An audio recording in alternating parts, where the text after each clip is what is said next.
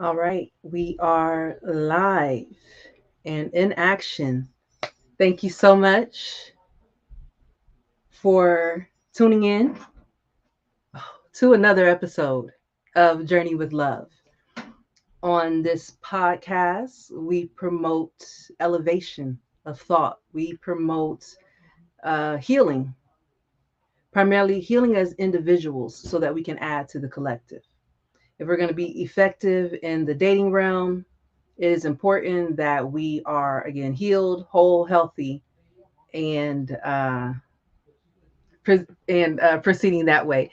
And today's topic is emotional maturity or exploring emotional intelligence, exploring emotional maturity. And today we have special guest, Dr. Love Javone Jones, as our special guest. And as usual, thank you so much for joining me today. Our conversations are always insightful and enlightening. So I'm looking very forward to tonight's conversation, Mature Minds Exploring Emotional Intelligence. And in a day where we've been just so desensitized from things like social media, it's important that we visit these kind of conversations and topics every now and then. And so we will explore again emotional intelligence. What does that mean? How do I become more emotional intelligence? We're going to give some examples and things like that. But again, let's go ahead and welcome our guest, Dr. Love Javon Jones. He is a author. He is a life coach. And so go ahead and tell the people a little bit about yourself and where they can find you at. Peace and love, y'all. What's going on? And first off, I'm not a stranger. It's not like this is my first time being here. I've True, been but here we before.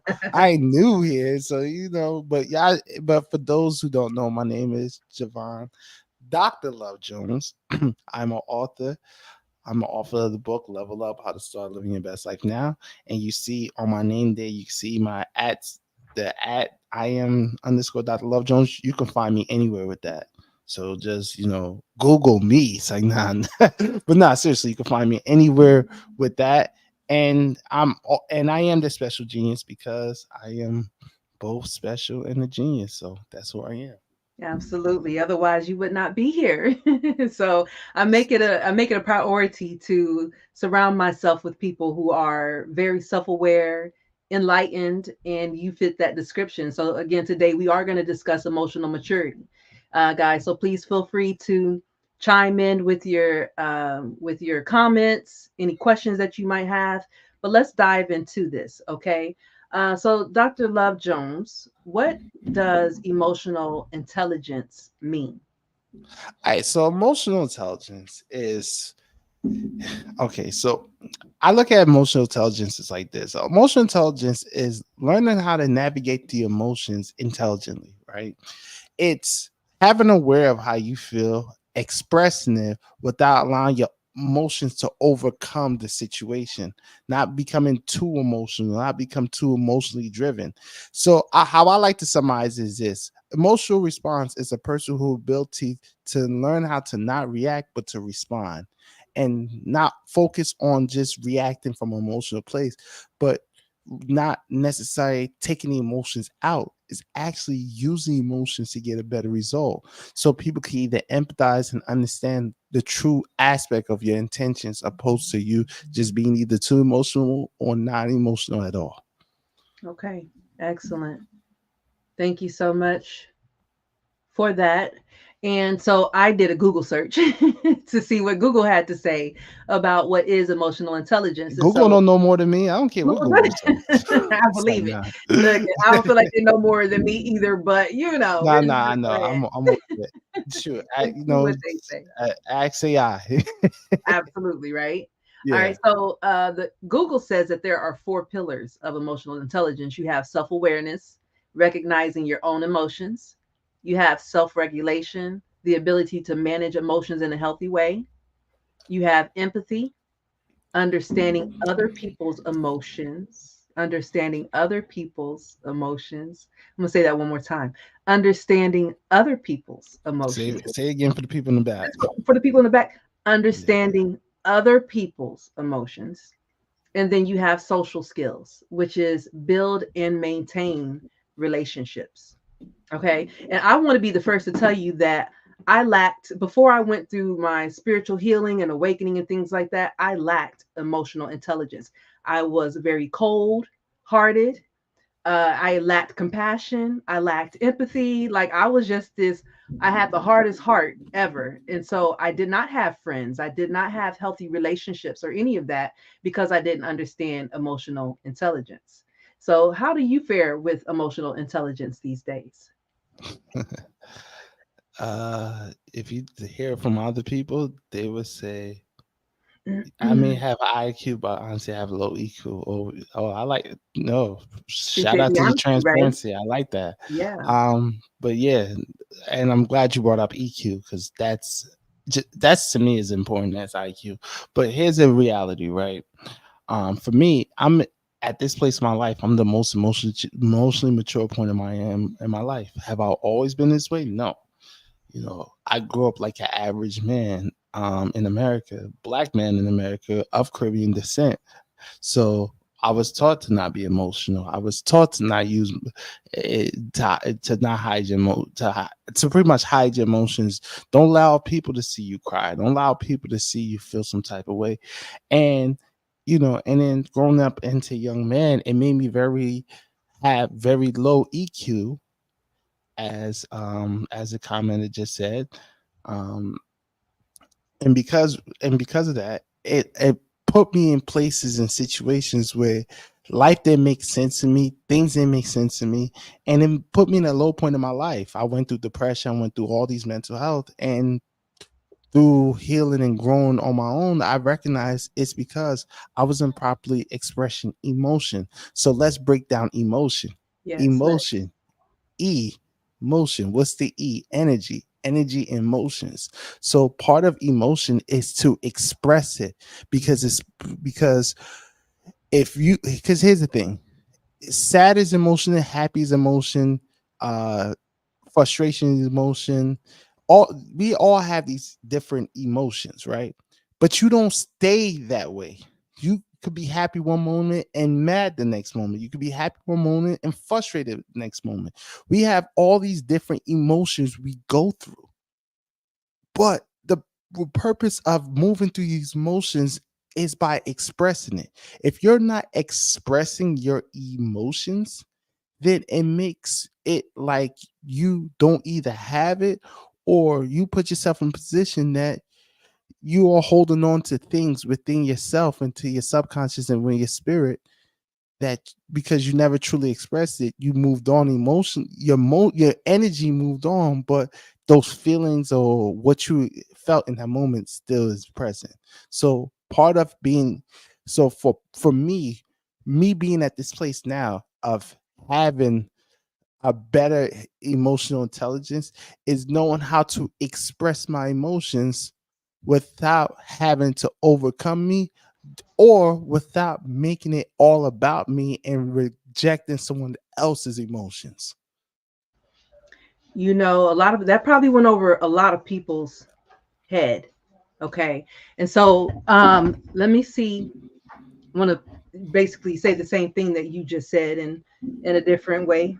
Um, when we have experiences, whether they're good or bad or hurtful, whatever they are, we have to express.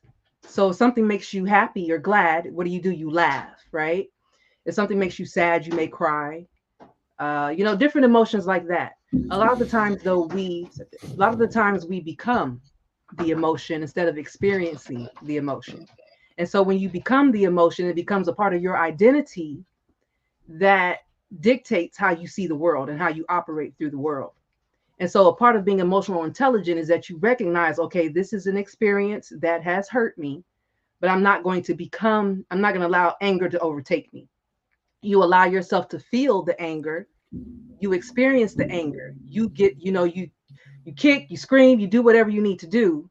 But after the experience is over, it's time to let it go. Because as Dr. Love Jones just stated, the energy, emotions, fear is an emotion. And if you don't release that energy, it has to go somewhere. Yeah. Energy never stops, right? If it's ever flowing. So once you have the experience input, you have to express output. So if someone hurts you, you feel the pain, you feel the hurt, you feel the disappointment, but you don't become that. You don't identify yourself as that. You have to then release it and let it go. So that's a level of emotional intelligence that I don't think many people are aware of. So thank you for highlighting that. Yeah, and to add to what you just said, I'm gonna use the example of me right now. I'm grieving. I Yeah, literally lost my grandmother. That's it's almost a month from yes, it's a month ago. Over a month ago, I lost my my grandmother. condolences. Yes. Appreciate it. And this is my grandmother's is by I'm not gonna, yeah, by far the biggest impact of grief that I've experienced from a person transitioning, because she's literally practically raised me. You know, alongside my mom, my father, and people. My grandmother was one of those people that's been in my life. There's not a home that I lived that my grandmother didn't live in with me, right? So going forward, that's out of 35 years of my life, that's going forward, that person won't be there. So that's a huge burden that I'm dealing with currently, right? But am I grief or am I experiencing grief? Right? There's a difference, right? I'm going through grief, but I'm not. I don't attach myself to to the emotion because I'm experiencing emotion, but I am not that emotion, right? So, and grief does not mean every day, every hour, every moment, every second I'm grieving. But I have those moments where I could just be doing this and just living life, relaxing. The thought of her comes to my mind, and it brings me to a certain place. I go to mailbox, see her mail and her name, and it goes to someone else. I could go grocery and think about the times I used to buy stuff for my grandmother because I'm always thinking about what my grandmother likes and stuff. And now I'm at the grocery realizing, damn, I don't have to worry about that no more. And it brings a heavy burden to me. So I have these experiences in these moments, but that now now let's use put this in the framework of emotional intelligence, right? So me expressing my grief, was it if if I'm in Walmart, do I pick that moment to start boo-hooing and screaming down the place with all my emotions? No. It's just not the place time to do it, right? But there's places where I gotta go around and release that grief, whether it's in my house, whether it's it by the tree that I love to meditate by my house, right? Those places I can go through those emotions, express it better. Or I could pick time like this during the podcast to talk about it as a way of expressing what I'm going through without being emotional, right? There's a way to express emotion without being emotional. And it's also reading a room and not having overtake everybody with the emotions, because there's something called trauma dumping. And you don't want to trauma dump. And for those who don't know what trauma dumping is, I'm expressing to you what I'm doing, but what I'm not sitting here doing is making you feel sorry for me. I'm not coming here with the sad, somber story of me losing my grandmother and how I'm down in the dirt, because I don't want y'all to be in that low place with me, right? I'm not trying to bring you into a low place as an audience. I'm not trying to do that for love over here, who's we having this conversation right now. Imagine me sitting here just sounding wallow and so low and so sad. Then now I'm trauma dumping. I'm bringing my low energy upon you, which is a sign of low emotional intelligence. So what I want everybody to take from this discussion is it's always good to have emotions. We all have them. A person who's emotionless is a person who's emotional and is denying of the emotions. So we it's okay to have emotions. What is not okay is just to stay in that space of your emotions.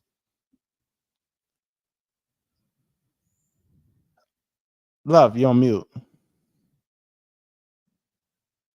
Thank you for that. Okay, and you're right. It is not okay to just live in your emotions. Okay, because I mean, it's unhealthy, to your physical body. Because the thing is, right, when you're living in your emotions like fear and anger and bitterness and resentment and shame and disappointment, the list can go on.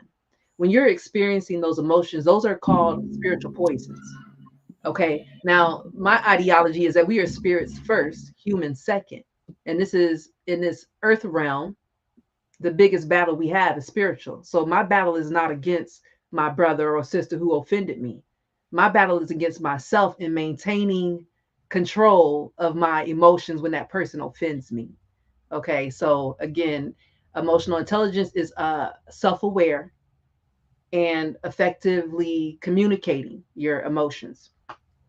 But so recently, Dr. Love Jones, I was listening to the radio and I was hearing something about Kendrick Lamar and J. Cole having beef. I don't watch much entertainment news or watch much TV at all, but the commentators was saying that they felt that J. Cole distributed a high level of emotional intelligence. Are you familiar with that situation? And can you give us some context and see if we can pull something from that? Oh, great. I actually commented that as well. So what happened was this. All right. So there was a record where J. Cole named him Drake. Is a Drake record that J. Cole's on, and he named him Drake and Kendrick Lamar the Big Three. So Kendrick Lamar dropped a song. Um, well, not his song. He featured it in a verse, and he came on. It's a verse with is a Future song actually with him Metro Boomin, and he dropped his verse, and in his verse he said F the big three is only big me. So now that's seen as a diss, pretty much saying that F J Cole, F um Drake. Drake, Hmm. it's only big me. So now this whole outcry for beef, and everybody say, "Hey, J. Cole got to respond. Drake got to respond. What they gonna say? What's gonna happen?" So J. Cole self-admittedly fell to that pressure, of feeling like he respond. So he dropped a project called "Might Delete Later," which is like a 7 album project. It's like an EP more so than an LP. And if y'all don't know what it is, we're just gonna keep it going. All right. So, but it's more of a short. It was a very short album, just a couple of songs, just to keep fans interested, right? And the last song called 7 Minute Drill, he starts dissing Kendrick Lamar. Okay. Now, if you ask my personal opinion, those disses was not all of it, because for a couple of reasons. Number one, it didn't seem genuine. Hmm. And on top of that, he was using things that other artists have said in past and just frame it as he was talking toward Kendrick Lamar. So he said you have one album every 10-year average, something Jay-Z said to Nas, but he kind of framed it and said it to Lamar.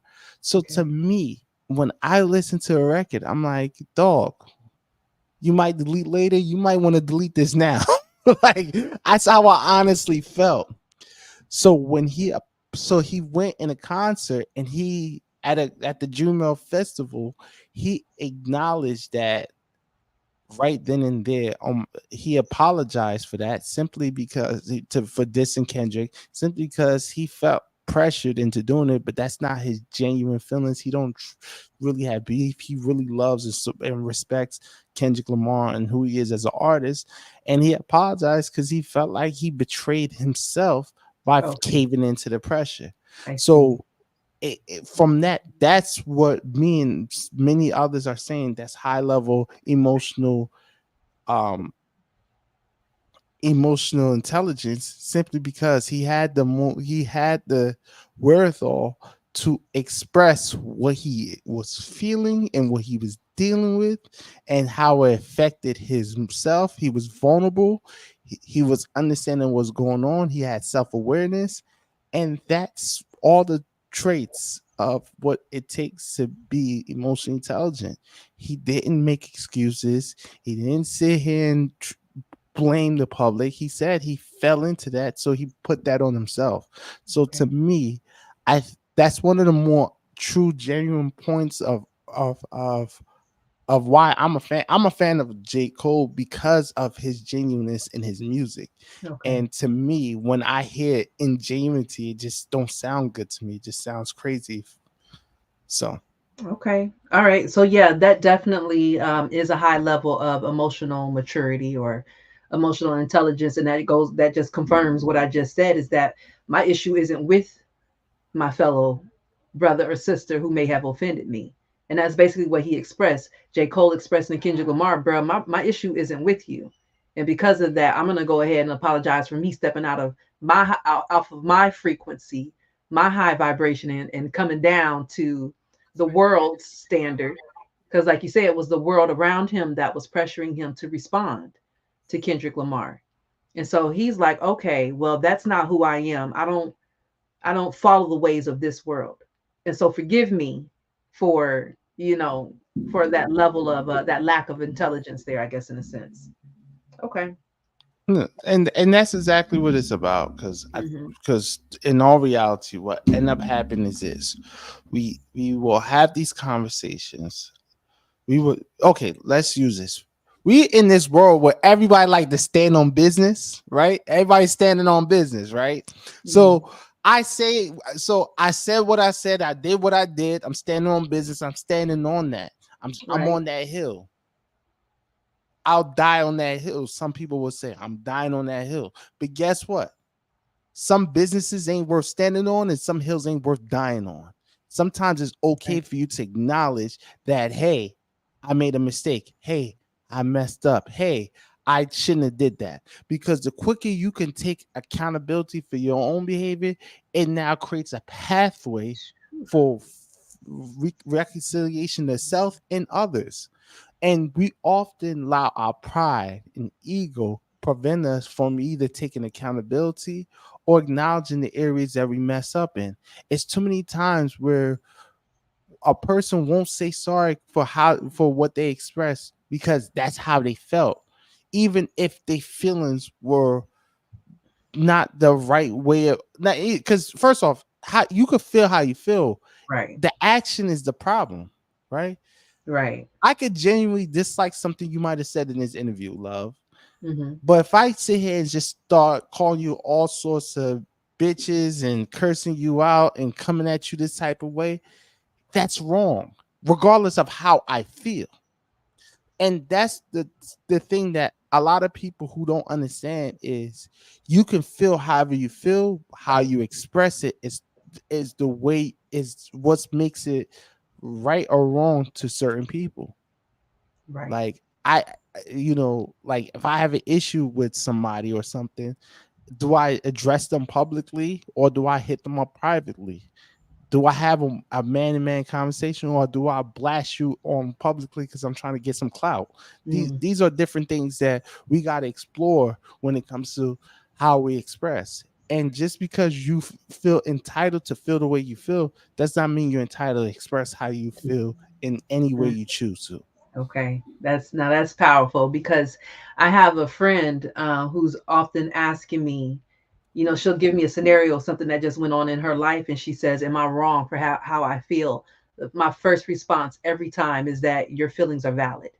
Like I don't, if someone dropped something on your shoe and it angered you, no, you're not tripping for being angry. Your emotions are valid, and anybody in your life who tries to make you feel like your emotions are invalid probably shouldn't be there. They probably don't have the respect for you because your emotions is your health, it's your life, it's your mental health, right?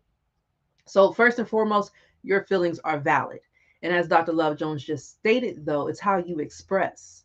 So because I come from a world where growing up in my house, my mom used to yell all the time. Like that's all she did was holler and yell to get her point across, right? And so I adopted those ways, not towards my children, but towards my ex-husband. Okay, I would express in a way that was just so, I was just so angry all the time. And and it really goes back to childhood trauma. And that's another part of emotional intelligence, is identifying how your Hmm. things from your past are Mhm. affecting you in this present day. And so for me, I had my trauma that I was carrying around like it was some type of badge of honor or something. And I would just be so angry and enraged all the time. And you could see it in my body. I just was such an unhealthy person. And one day I'm yelling and arguing with my ex husband, as I so often did, being so disrespectful to him. And I felt like a pain right in the center of my forehead. And I thought I was about to have a brain aneurysm and just drop dead right there at his feet. And so after a few moments passed and I realized, okay, I'm still standing here, I'm not dead. It was in that moment that I decided, okay, it's time for me to change my life, because I don't want to die because I'm so angry. So it was getting to that point of, I guess that was my near death experience, to say, okay, being angry and holding on to this baggage of hurt and pain and resentment and rage and fear is not serving me. So that is a level of emotional intelligence, again, is to look back at your past and understand how it's affecting you in your present day. Yeah, and first off, that's I'm glad because one of the things that I love that you mentioned is childhood trauma, because a lot of times where we become well, reason why many people have low EQ is because they haven't properly processed their childhood trauma. Right. Right, they haven't done the inner child healing to get to a better place. So the thing about trauma is that people gotta understand is that trauma brings you to a place that you were when you first experienced that trauma. So 7-year-old you who experiences trauma at 7 years old, whenever you're triggered, no matter if you're 22, 32, 42, or 52, if you haven't done the healing, you revert back to 7-year-old you whenever you're experiencing said trauma, whenever you are triggered to experience those said trauma. So that's the thing to think about, is that part of part of reason why you might see grown adults have childlike tantrums whenever they are experiencing a moment is because they're triggered and they're reverting back to that whatever age self, 7, 8, 10, 12, 14, whatever age, that version of self that first experienced that trauma. And what you did was just reopen a wound that has not properly healed, and could do it on accident and on purpose. And it's not even, may not even be your fault. It's not be something you did. It's on that person to do the healing in that or in that work on themselves, so that they're not so triggered or they don't revert back to that childhood self. Because usually that person is in need of inner child healing. And that's a lot of why there is this big misunderstanding of whether it's men or women, and why they act a certain way when they are angry or upset. So my main point that I want people to get from this conversation is that if you are feeling low in your emotional quotient or your EQ, then there's some healing that you have to do. Because when you don't heal, you're going to always act according to the level of healing you've done to yourself. That's a great point. So, like, how does a person then begin the process of healing? Do you have any suggestions on that? All right. So, process of healing is, first you have to acknowledge that, number one, there's a problem. And don't isolate yourself and think that you're the only one experiencing this. No, you're not by yourself. But this is your journey, and this is something you have to deal with within yourself. So, number one, no, realize that it is okay to not. Let me be careful what I say. It is common to feel like you need to do some healing on yourself, right? It is common to feel the way you feel, whatever you're dealing with. What you don't want to do is stay there. So if you recognize that there's some work you have to do on yourself, one, acknowledge the problem. Number two, don't be afraid to seek help. Right? I think we a lot of people are way too prideful when it comes to their mental health. They they really want to just be able to just say how they feel, say what they say, and not get the help and not do anything about it. Because the truth is this, yes, you might feel like you need to heal, but if how you feeling hasn't hurt you, then you're gonna continue to do what you do, regardless. Also, and if another thing I want to add to is that let's say you're in a situation where you are certainly by yourself. You are doing this thing on your own. What's the inner dialogue are you having with you? I would suggest to meditate. Number one, meditate on these things, right? Go to a quiet place, get in your thoughts, learn how to be by yourself, learn how to be quiet, learn how to be sit still, learn how to do these things on your own so that you can allow the divine source that's within you to communicate and show through you, whether it's through imagery, through a thought, what it is that you need to do for yourself. Most of the times, the solutions we have, the solutions lies within us, but we don't do enough inner separating, getting vulnerable ourselves. We don't do enough of that, and we miss all the signs. We miss all the downloads that's necessary. We miss all the ideas that's needed. And then you rely on an outside source.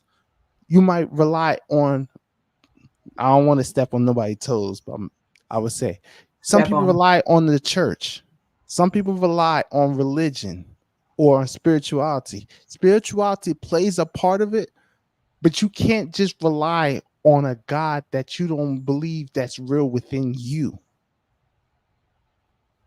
Because just because you read the Bible, you go to church, or you go to, whether it's not church, it could just be a masjid or a place, whatever your religious place, a center of whatever religion you follow.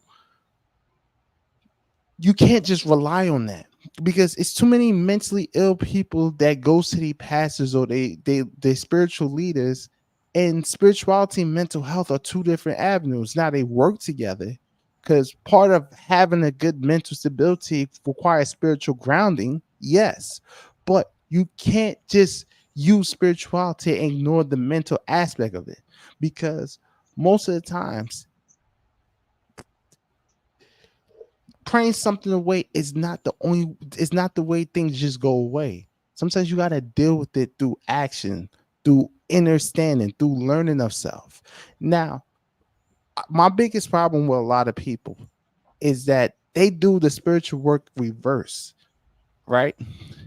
Many people will go to a church, go to a place of religious and have this teaching and speaking to them, but they won't do the spiritual work within themselves by going being alone, doing the meditation, listen to your inner voice, listen to the inner conscious speak to you. That's spiritual too, right? And that's to me more of an effective way to understanding self than going to a place or speaking to someone that doesn't have the means or ways to help connect you to the solution that you have. See, if you go to like a therapist or a counselor or someone who's in the mental health field, they could at least diagnose you. They could tell you all these things that you could do. They could come up with suggestions. In some cases, I'm not the biggest proponent of this. It might be you might need to take some medicine, right?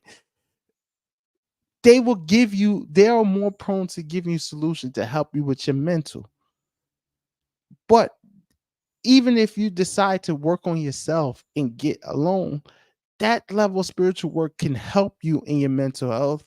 It's not the only path you should do. You should definitely still have a counselor, have someone to talk to, someone that you can unpack these thoughts with. But starting with self do help. But you can't just say, no, what, I'm not going to go to health or not, but I'm going to go to this religious leader and teacher and just hopefully they'll come up with a solution for me, and you're not doing the work on yourself. So that's, I know I might have ranted a little bit, but that's kind of the thing that I want us to understand, is that the healing starts with us. You got to be able to get within, get naked with yourself. Like, I'm serious, get naked. Get to that point of yourself that you are so comfortable with yourself, with your thoughts, that you don't need music or TV or your phone to entertain you. Be focused on where you are. Allow your thoughts to speak to you. Allow your inner wisdom to come through to you. Learn how to know the difference between your ego speaking and then higher version of yourself speaking. Because they both will speak. And if you don't know the difference, you would think they're the same. You would think your ego is your God, and the truth is it's not. Mm. And the truth is, it is not. So that's what I want us to learn how to do, is to do the inner work within ourselves, learn who we are, the inner voice within us, the thing that speaks to us, but also know that there's fear, there's insecurity that also speaks, and sometimes those voices are loud, and you got to know how to quiet those voices so you can hear hope, light, love come through and speak to you. That's so good. That's so good. Thank you for that. And no, you weren't ranting at all. That was all very, very helpful information. Now, for me, I ain't no Bible thumper, but I am a Bible pusher. So for me, that was my source of healing. You know, my knowing this is a lot different from what people believe when it comes to the good book. So I don't use that text. It's not a religious text, period. It's not. And I probably need to Absolutely, bring it's my, not. yeah, and I probably need to bring my pastor, my spiritual leader is what I call him, onto this platform, onto my podcast. I'm gonna have to see if he'll come on for me. But we are on Clubhouse, and it's called Starting Over with God. And so we Yeah. study things like astrology, our birth chart, so that we can know who we are. Right? Um, I We might yeah, go we into a whole new rant with that one, but go I'm ahead. telling I'm you, sorry. like, yeah. But So we've created what we call prayer wheels off of our birth chart. So like we expand beyond just so much besides what's in this Bible. Like he teaches meditation from the East, yeah, Tibetan lineage and things like that. You know, he teaches the active steps that you need to take in order to be healed. But for me, it was the starting point was to get into that Bible and ask, who does God say that I am? Because I have no idea. All I knew was with the identity that the world gave me. And so when I started on that journey of reading that good book and I started to basically put on the mind of Christ, is what it says, it began to change me and my consciousness. And I began to mm, elevate higher and I like higher. And I that. began That's one of to my favorite scriptures. Is put on the mind of put yeah, on the mind of Christ. yeah, because um and that's the thing. Sorry if I cut you off. I Oh, no, just you're want to fine. make something very clear. I'm not criticizing the spiritual, if religion in any form.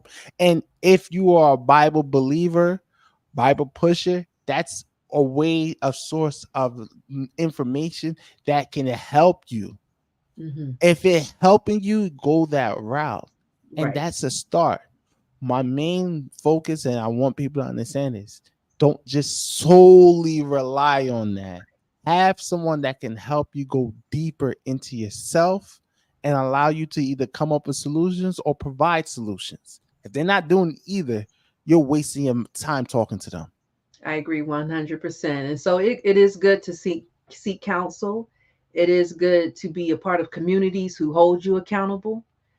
So you know, it doesn't have to be, like you said, it doesn't have to be a church or spirit, anything spiritual, but you do want to connect yourself with people who are elevated, who are and aware, right? Because like I don't know if people have noticed, but like things are changing on this planet. You know, like we're shifting, we're going into another dimension, we're elevating, where a lot of people are coming into consciousness, into knowingness, you know. And so if you choose to remain stuck and attached to your emotions, like it's just not, you know, it's just not where we need to be nowadays. And so again, that's why we're here on the Journey to Love podcast, to take you on that journey to enlightenment with us.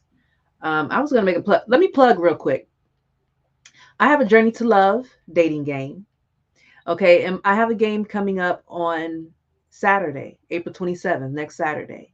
And so if you are interested in participating, I've got one bachelor out ready to go. And I tell you, the ladies came flooding in. So I have a lot of applications that I need to go through. So ladies, give me time. I'm going to get to you. I promise. I'll start texting some of you tonight or, and tomorrow. But fellas, I need y'all to show up for me. I'm asking you to have a meal with a lady that Journey to Love pays for, have a conversation, and then go home. It's not televised. I'm not international yet. So in the meantime, fellas, it's some beautiful ladies out here that would like your company.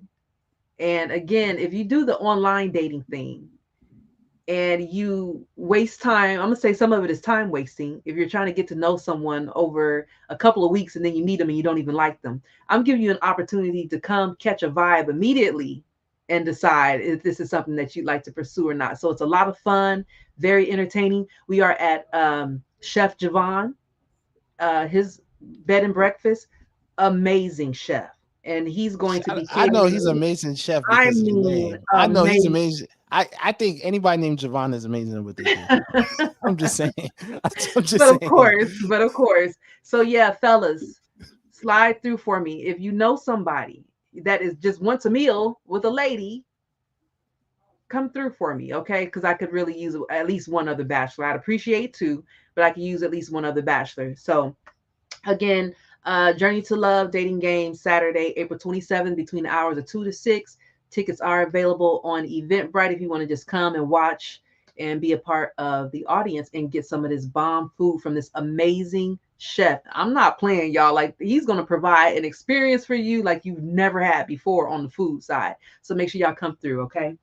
All right. Mm. So, but anyway, back to Mature Minds with myself and Dr. Love Javon Jones, as we discuss emotional intelligence and maturity. Dr. Love, is there a difference between emotional intelligence and emotional maturity?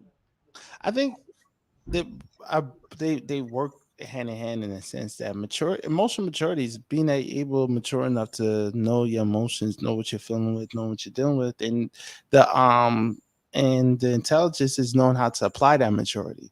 So you have one is the state of where you're at right now, and the other is the application of that. Right? Is the difference between knowledge and wisdom. Knowledge is having the information. Wisdom is knowing how to apply it. It's kind of the Right. same concept how I see it. Okay, that makes sense. That's a good breakdown. And where Jerry stated earlier in the podcast, she was like, "I may have a high IQ, but honestly, I have a low EQ." And so the awareness means that she has some emotional intelligence there, Yeah, but she just has. lacking maturity. She's giving herself. She's kind of cutting herself a little, probably cutting herself shorter than what she really is, because oftentimes we tend to put, me and you have had this conversation. We tend to put stuff on pedestals, right? Mhm. So we tend to see ourselves so distant from where we at and not realizing we're there already, or we're even more closer than we give ourselves credit to. So oftentimes we tend to always, because we're so critical, we've been conditioned to be so critical of ourselves, right? So it's like, you want this very thing, but you feel like, we unconsciously feel like because we don't have it. We feel like we're not close to having it, right?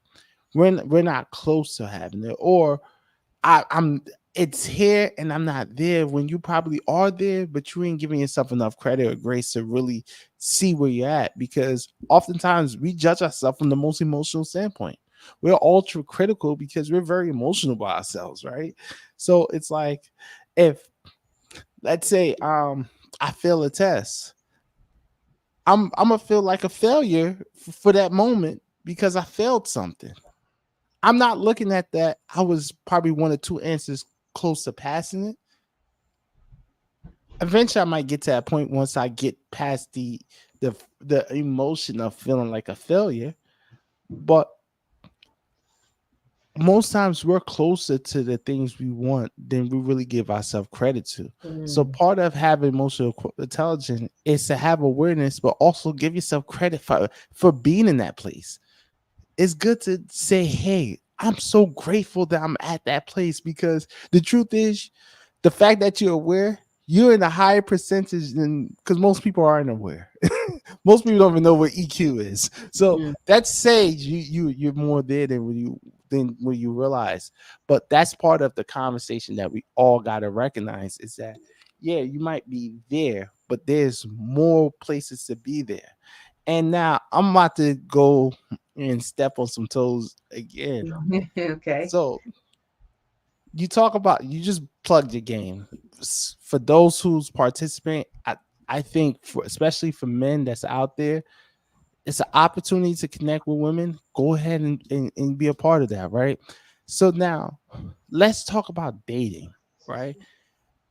Why do I hear so many people, mainly women, says dating is such a horrible thing to do today? Like a lot of people have such negativity when it comes to dating. And part of that makes me recognize that there's too many people who either don't know how to date or don't understand themselves enough to make every experience a pleasurable experience. I'm not actively dating right now, but if I was to go on a date right now, we're gonna have a ball. like Mhm. like whoever I date, we going out, it's gonna be a vibe. We're gonna have fun. Why? Because one, I'm ultra selective on the energy that I give myself to. So if I decide, hey, I'm just gonna go out and do that, and somebody match my vibe, if you match my vibe, oh, we're gonna have a good time. Like that's not an issue. And and for me, another thing is I don't believe in wasting time, nor I don't believe with if something don't work out, I take everything with a grain of salt. Like I don't take everything negative. So for me, if I was to date right now, if I was actively out there, it would be a vibe because I'm not doing that. And if it don't work out, I'm still gonna have. You can't take the good time away from me. So I think a lot of times, a lot of people don't have good good understanding, and unfortunately, there's too many bad characters present themselves to be something, and a lot of us haven't found the true ability to discern through those characters in a way that doesn't affect our peace and what we have within ourselves. I appreciate you going there and stating that because I noticed that, I post just about daily on my Facebook page. And so if you're not following me there, guys, make sure you follow me on Oh, your Facebook. Facebook page, people be fighting in them comments. Like, yo, It'd be respectable, safe not place for always my fellas. respectful. Not always. I'm sorry, I can't. But Really? 90% of the times it is respectable, but Yeah. sometimes people that 10% They do they that come through every now and 10% then. they come through. Cause I be seeing some stuff like, yo, where'd she get this this person from? Yeah, I try to weed them out as I can, but my platform is predominantly men, like 80% men, 20% women. So I do work to allow that to be a safe space for my fellas to come through and express themselves. But I tell you, I noticed that for those, there are some who you can clearly see have not healed from past relationships. So I know we were talking about childhood trauma earlier and how an experience you may have had at 7, it can potentially impact you today if you've never addressed that emotion. So our trauma experiences aren't though just from our childhood. Okay, so if your first girlfriend that you had at 18 or 19 years old and you were with her for 5 years and she broke your heart, not every single woman that you ever meet, especially if you keep meeting that same type of person, right, because you haven't healed, now you have a bad outlook on everybody else. And I'm noticing that with some of the men that will comment on my post, like, bruh, clearly you are still badly hurt and damaged and have not evaluated life. And so, what I wanted to say earlier, though, when we were talking about different methods on healing and things like that, or matter of fact, this is still along the line of high emotional intelligence and awareness. You have to ask yourself the tough questions. Why? Right? Like if you're an angry person, you have to ask yourself, why am I so angry? Why am I so mad? Why am I so insecure? Why am I so jealous? You have to be able to ask yourself the tough questions so that you can begin to disintegrate in a sense, to begin to tap in and to solve the puzzle. So once you ask the question why, now let's figure out why and address it that way. And so some of these men who are commenting are hurt, who are still hurt, I need you to ask yourself, why am I still holding on to this hurt from my past? That relationship ended 5 years ago and you still holding on to the hurt, buddy, let it go. As a matter of fact, it's not, Mm-hmm. I'm talking to my men because it's mostly men on my platform, but this goes for anybody. If you are still holding on to the hurt from a relationship you experienced 5 years ago, it's time to let it go. And matter of fact, if you are, it might go back deeper. Now we're going back to the childhood. If you have an issue with letting go, what does that stem from? Ask the question, why? Why do I hold on to issues for so long? Why do I have a hard time letting go? Then you can begin to solve the mystery of the why. Okay. See what you said was very true, and I agree with you. But that is such a woman talking to men. That's it's not it. Is And not here it's it. not it. I'm about to tell you why. I understand. So this is one of the things that I want to be very clear. Men and women speak a different language, All day. Yeah. right? Mhm. So as a woman, when you talk about, yo, you need to go to your 7-year-old, ask yourself why. Great advice. But the question is this: when is men asking themselves while they getting over to the X, or while they on their way to the next? Like, when are they asking these questions? Right. So oftentimes as men, what we tend to do is whenever we deal with any type of broken heart, hurt feelings, or whatever, our first remedy is let's get a next, right? Right. Because the quicker I can get the next person in, the less I have to worry about or go over the ill feelings of the X, right? Okay. So when are we asking those questions? And this is the thing that I want us, and I'm speaking to men as well that be on your page who watch this, is this: at some point you have to ask yourself, is the idea of the life that you live in, the things that you want, is it in alignment to the life you're living right now? Because if it is and everything's happening, continue doing what you're doing. But guess what? At that point, you shouldn't be lying to nobody. You shouldn't be manipulating anybody. You shouldn't be using anybody for what they have because you too insecure about what you have to use, what you have to get what you want. Right. So if you are saying that everything's alignment and everything's on work, then you don't have to manipulate anybody. But when you're manipulating and when you're hurting and when you're deceitful and you're doing everything, you're truly saying, I'm not true to myself. So I Mhm. can't be true to any person in my life. Okay. So oftentimes you gotta now this is when you gotta ask yourself. The question I will ask yourself is this: whether it's your money, your emotions in life, whatever it are you is the ideal life you live right now aligns with the ideal life you believe you should be living? And there's not, then there's changes that you have to process and go through. And if you're not going through those processes or anything, then guess what? You can't complain when the results aren't the results you want.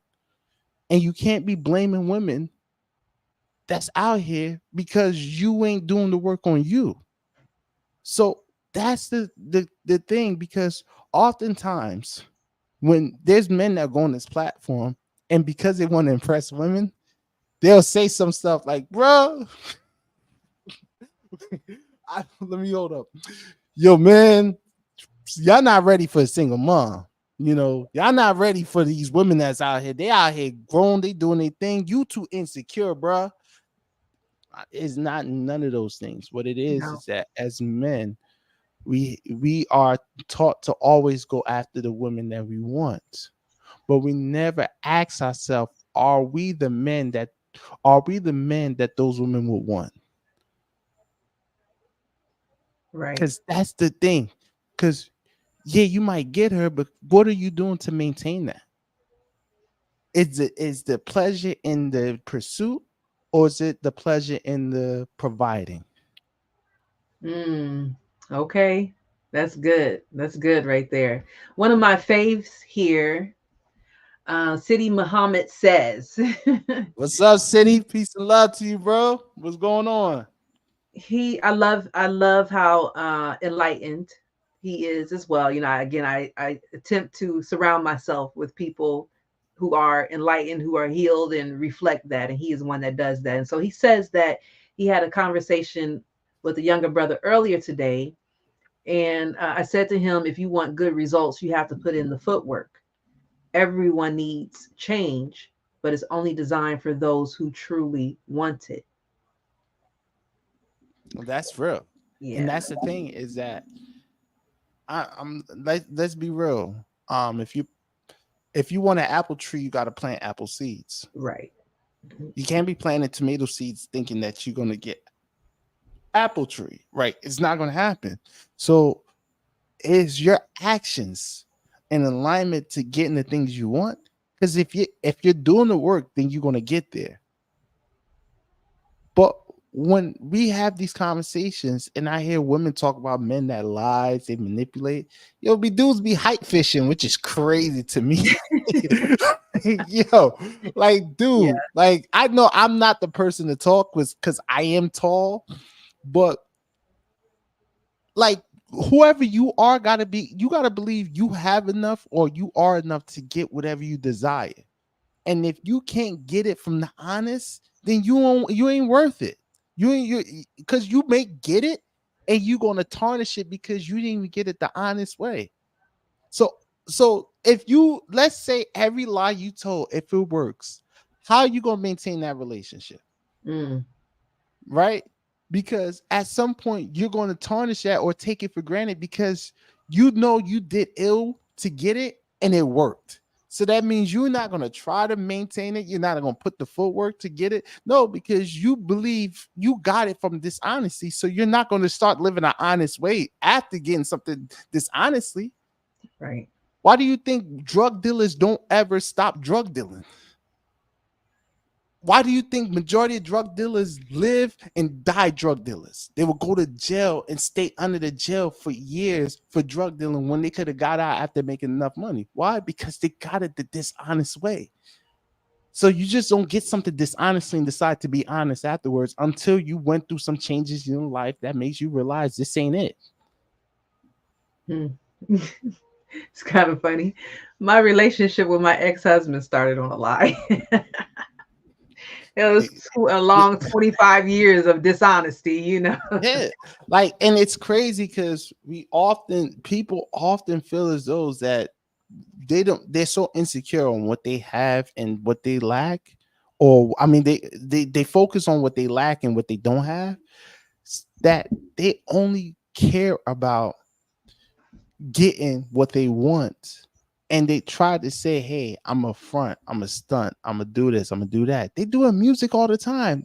It's be a dude that never drove a, a luxury car talking about Bentleys and Bentegas. Like, and this idea of me, I have to act like I got it so people can buy in so one day I'll get it. No, that's not how that works. You have to be in alignment, be the person who you are now. Who you are now is enough. You have enough. Focus on what you have now and work towards getting more. But you gotta know who you are now. You get more by doing the work. If you decide that you want a luxury car, then do the work to get it. You can get it. Nothing in this earth that exists, that nothing was created on this earth that says any person is excluded from getting. Everybody can get whatever they want. But when you don't truly believe in yourself, you do the emotional, immature thing and lie and manipulate. When all you got to do is meditate and connect and take the steps that divine gives you. And divine, that's always the voice in your head, but might it be the brother that's speaking to you, the mentor that comes to you, because divine, because God said you were ready, right? So there's so many ways to get the things we want, but when you are in alignment, out of alignment of who you are, then you're gonna do the most low down, dirty things to get what you want. And when you get it, you ain't gonna keep it because you didn't even get it honest enough to even maintain it. Mm, yeah, I agree with you. And I wanted to highlight here where City says that for us to grow, we have to surround ourselves with Facts. people who are growing. Because guys, not everybody is on the bandwagon for growth. You know, not everybody desires to grow. Some people are okay with being stagnant, with playing the victim role. There's a lot of people who I notice just aren't accountable for themselves, and so they're not accountable for for their lives. So you want to do your due diligence to make sure that you are surrounding yourselves with people who are growing. And I notice also that I'm coming across a lot of people who are I don't want to call it a hermit because I'm kind of on the border of being a hermit, but like just so disconnected from others around them. You know, like they desire to just stay solo, go through life by themselves. We are not meant to do this life alone. Step outside of your Utilize your emotional intelligence to understand that you need people, and step outside of your comfort zone and allow people to be there for you. That's something I had to go through during my healing process, you know, because like I say, I was so bitter. I didn't have relationships. I was so angry and mad. People didn't want to be around that, you know. So make sure that you're doing the work so that you can develop healthy relationships because we need each other. Facts. And that's why we got to learn, and that's why and even mentioning dating and everything, dating is a great way to network and connect as well. Mm-hmm. We also don't think that way. We think, oh, Yes. if it fails emotionally, then this is useless, and that's why dating is a cesspool for you because you throw Yes. away shit that does not work because it didn't work for what you want, not realizing they're there for a purpose. And it's Oh your my job God. to explore that purpose. And to me, I can never say dating is a bad experience if it helped me become a better person. You know, that is so dope that you said that because I actually have this poem, right? Almost every episode, I'm talking about a poem that wrote to highlight. But I have this poem where I say, because like you said, dating should be or could be about networking. You have a lot of people that say, well, I'm dating for marriage. But you know, sometimes it might just be this person needs to be a mirror reflection. Maybe this is a person that's going to bring the millionaire into your life that's going to invest in your business, like networking. So, because I guess we take dating, I want to say too literal, because if I tell my girlfriend, "Hey, let's go out on Sunday," that's a date. You know what I'm saying? So I have this poem where I say it's you plus me times three, good conversation, laughs, vulnerability, minus unrealistic expectations. Because man, do we have these unrealistic expectations on what a date should be about or look like? See, minus unrealistic expectation divided by multiple magical moments. Because, like you said, anybody go out with me, it's gonna be a magical, dope time. You know, multiple magical moments and delightful sensations. So again, for me, now that I'm evolving and learning more about dating, dating is more about networking. So one more quick plug, guys, get in on the Journey to Love dating game. Exactly. Get this opportunity to network, meet multiple people, and again, if it's not a love connection, again, that might be your next business partner. That might be the next person who plugs you in on some level, somewhere. Okay. Okay. So, one more thing. Since we are talking dating, I made a post where a guy, so dry. Oh my God. Men get personalities. He's texting me every day just to talk about nothing. Okay. And one guy, I think it's J Dub, pointed out I entertained it too long. I entertained it for like a That's a month. fact. Yeah, right. I should have been cut it off after No, what? I gotta jump in here. Yeah, go ahead. Here's what happens, and this is why I get on women, right? And I love women. Like shout out to the women that Yes, I rocks with, genuinely. right? But y'all Absolutely. entertain foolery and get mad with foolery. Like y'all entertain fuck shit and get mad when dudes show up with fuck shit. Like, come Right. on, at some point you gotta recognize that if you give it, then they gonna feel it works, right? Oh, If okay. if I can come to your inbox and drop a dick pic in your inbox and you go on there and talk about these men, you giving me attention. Thank you. I'm gonna do this to somebody else. It's when you give it no attention and don't entertain it. Stop entertaining foolery, and then you're gonna see the shift of people who come to you correct. But if Right. you recognizing that people are still coming to you crazy, coming to you wild, because you're entertaining it too long. And it's always and here's the thing, you gotta ask yourself, what kind of person or people do I want drawn to me? Right. and you realize you're not getting that, then it's something within you you got to work on, because you are people are you outside of you. Right. Yeah. Wow. Right. So I would say I don't know why I entertained that long, but I do know because it's hard for me to, I would say not be nice to people. I didn't want to have the tough conversation. And like I stated on the post, that's something that I'm working on is having the tough conversation because that too is a part of emotional maturity or emotional intelligence. Because I had a few people in the post say, well, why don't you just block them? For me, I think that's very low emotional maturity. I I don't think that agree. that's the right thing I to agree with do. that. I agree. I believe people quick to block too much, and I think that stop blocking people. Tell people where they are and give them a choice. If they're gonna be in your life, they gotta act accordingly to this way. If they can't act according to this way, keep it moving. You ain't gotta block. Yeah, Sometimes I get it, so I'm not speaking on every situation, but not every situation requires a block. right.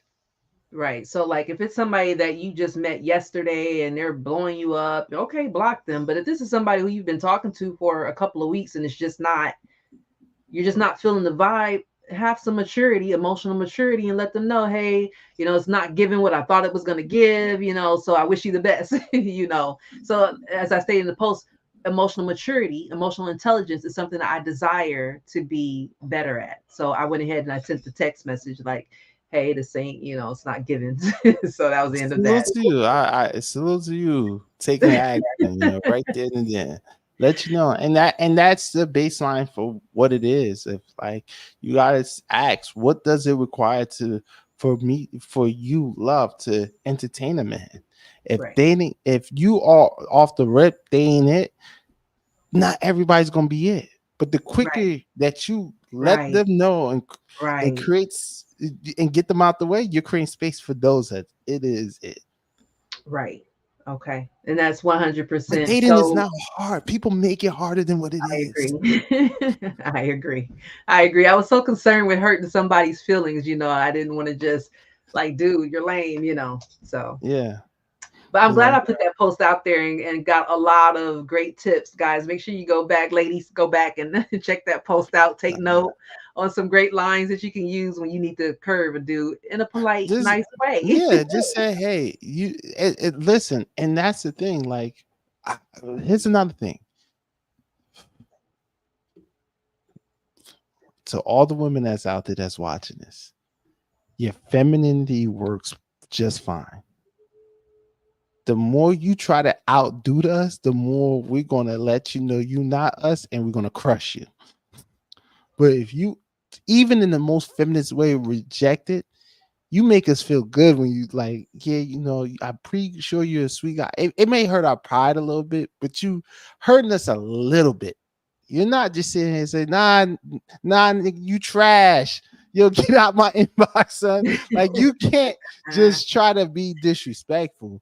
There's a respectful way to always do things and be divinely, trust your divine femininity to get you out of situations. And of course, I'm not speaking for every situation, but majority of times it works. You know, don't resort to the, I know many women are adapting in this world to try to protect themselves, so they adapt some of these masculine traits as a form of protection. So I understand that. So I'm not trying to say, but I'm saying there's a time that your divine feminine works just fine. Don't don't rely on your masculine traits. Don't whip that out firsthand. Be the divine feminine, and block button is your friend if a person can't respect it. But Right. at least do the right thing first. Yeah, it's kind of disappointing that because yet again, another post that I made, something about the real flex is for a man to take a woman out of her masculine era and Into a into her soft soft girl, woman. effeminate era. And, a lot of men was coming on there like, hey, that ain't my responsibility. She needs to already be a feminine woman, you know what I'm saying? And stuff like that. It's a little discouraging for me that men don't understand the energy concept of it. First of all, like this is an energy thing that we're talking. So I have both feminine and masculine energy, the same as you do, Dr. Love. You have both masculine and feminine energy. For me as a single mom, to have to work two jobs to support my family is me having to step out of my feminine energy and go over into my masculine energy. Because as women, we are gatherers, right? So I so should so just be, that's not soft girl. No, I'm just listen, I'm coming home mad. You know what I'm saying? I'm agitated with the kids, you know. Um, However, I do want to point out that when I was in that toxic relationship for 25 years and I was operating more in my masculine because I had to wear the pants, you know, I had a man there that just was not doing what they needed to do, and me being emasculating as well. I was very emasculating. So I operated very heavy in my masculine energy. And it was almost like I was injecting testosterone into my veins and poisoning myself. And it wasn't until I came out of that relationship that I decided, you know, I want to be soft. I don't want to be this angry person with this resting bitch face all the time. I want to smile more. And so it wasn't until I came out of that relationship to that I was able to begin to tap into that feminine energy. What did that look like for me, ladies? You asked. Well, that meant that if I want to smile more because I don't want to have this resting bitch face, a man should not have to always ask you, sis, you too pretty to, you know, why aren't you smiling? You woke up this morning, that's the reason to smile, right? And so I made a conscious choice to say, well, I don't want to be angry anymore. I want to smile. So I began to do things that will allow me the opportunity to smile. I would take walks, smell the flowers, listen to the birds chirp. I'd take myself out on dates. I work from home. I get up, get dressed, look cute just because, you know, it's a Tuesday. Even though I'm working from home, I'm not going anywhere. I put on that sexy, silky, you know, one piece that just felt good against my skin, and I would enjoy it. I began to tap into my five senses. What do I like to smell? What do I like to taste? You know, what brings me joy in the simplest manner. It doesn't cost a lot to show your self-care. You know, it doesn't take a lot of effort to take 20 minutes out of your day, because I know as single moms, we are superwoman. We doing everything for everybody. It takes nothing. You owe yourself 20 minutes a day to sit in a quiet place, journal, read, whatever that thing is that you used to enjoy doing before you became mom and this busy person. Take that opportunity and tap back into that 20 minutes a day. It's so small. It starts so small. It was a small decision for me to decide I don't want to have resting bitch face anymore. And from there it became a ripple effect. Oh, that was easy to change. What else can I change about myself? And I just began to evolve into this, from this caterpillar into this beautiful butterfly. So it's healing, and tapping into your feminine energy is there for all of us. You just got to make a decision to say, yeah, I do want this for myself. I'm tired of being hard and tough and all of that, you know? So it's there for us all. City says that when a woman falls in love with a man, it brings out the soft and pink energy in her. And I agree with that. I haven't had the opportunity to experience like real genuine love.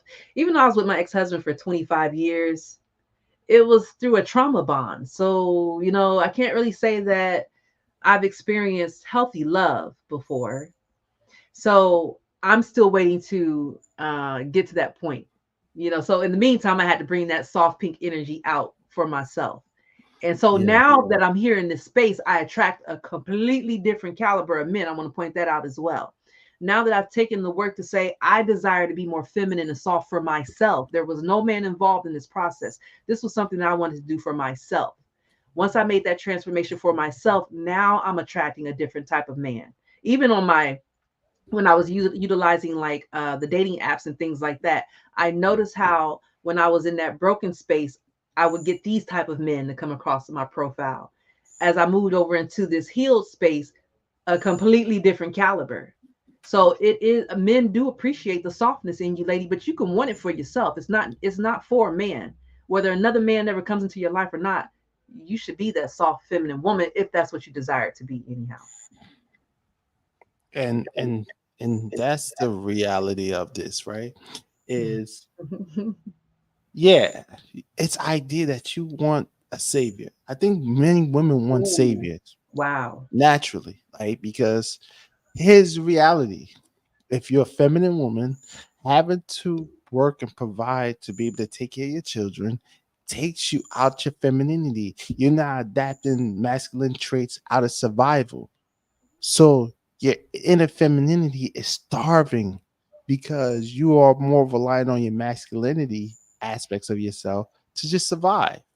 So naturally, you want a savior. You want a man to come in and Yes. just get you out that Mhm. wormhole. But mostly, I don't even know how to provide a space for a man to come and do so too, as well. So you got to ask yourself: is this how could you? What could you do for yourself to make you and be more in alignment of a more feminine woman? How could you do that, right? What could you do? What could you do for yourself to restore or keep that femininity within you? And so you don't lose that in this masculine world because we are in a patriarchal country. So it's run on patriarchal ideology. Mhm. That's why the idea of having money is power, where the true power lies in the woman who's able to give birth. That's power. You're able Mhm. to give birth, bring life into this world. That's power. But that in this world, that don't even matter. Shoot. They don't so my point is this. You gotta ask yourself, what's power for you as a divine feminine woman? What is it to be powerful for you? Not only just your ability to give birth to a person, but you're able to give birth to an idea and how you could gestate it within your womb and create something magical. But that starts with you not being so IQ and being more EQ, because Oh, come on, oftentimes brother. Oh. we because most of the times, and this is what happened, I see this with a lot of women, and it's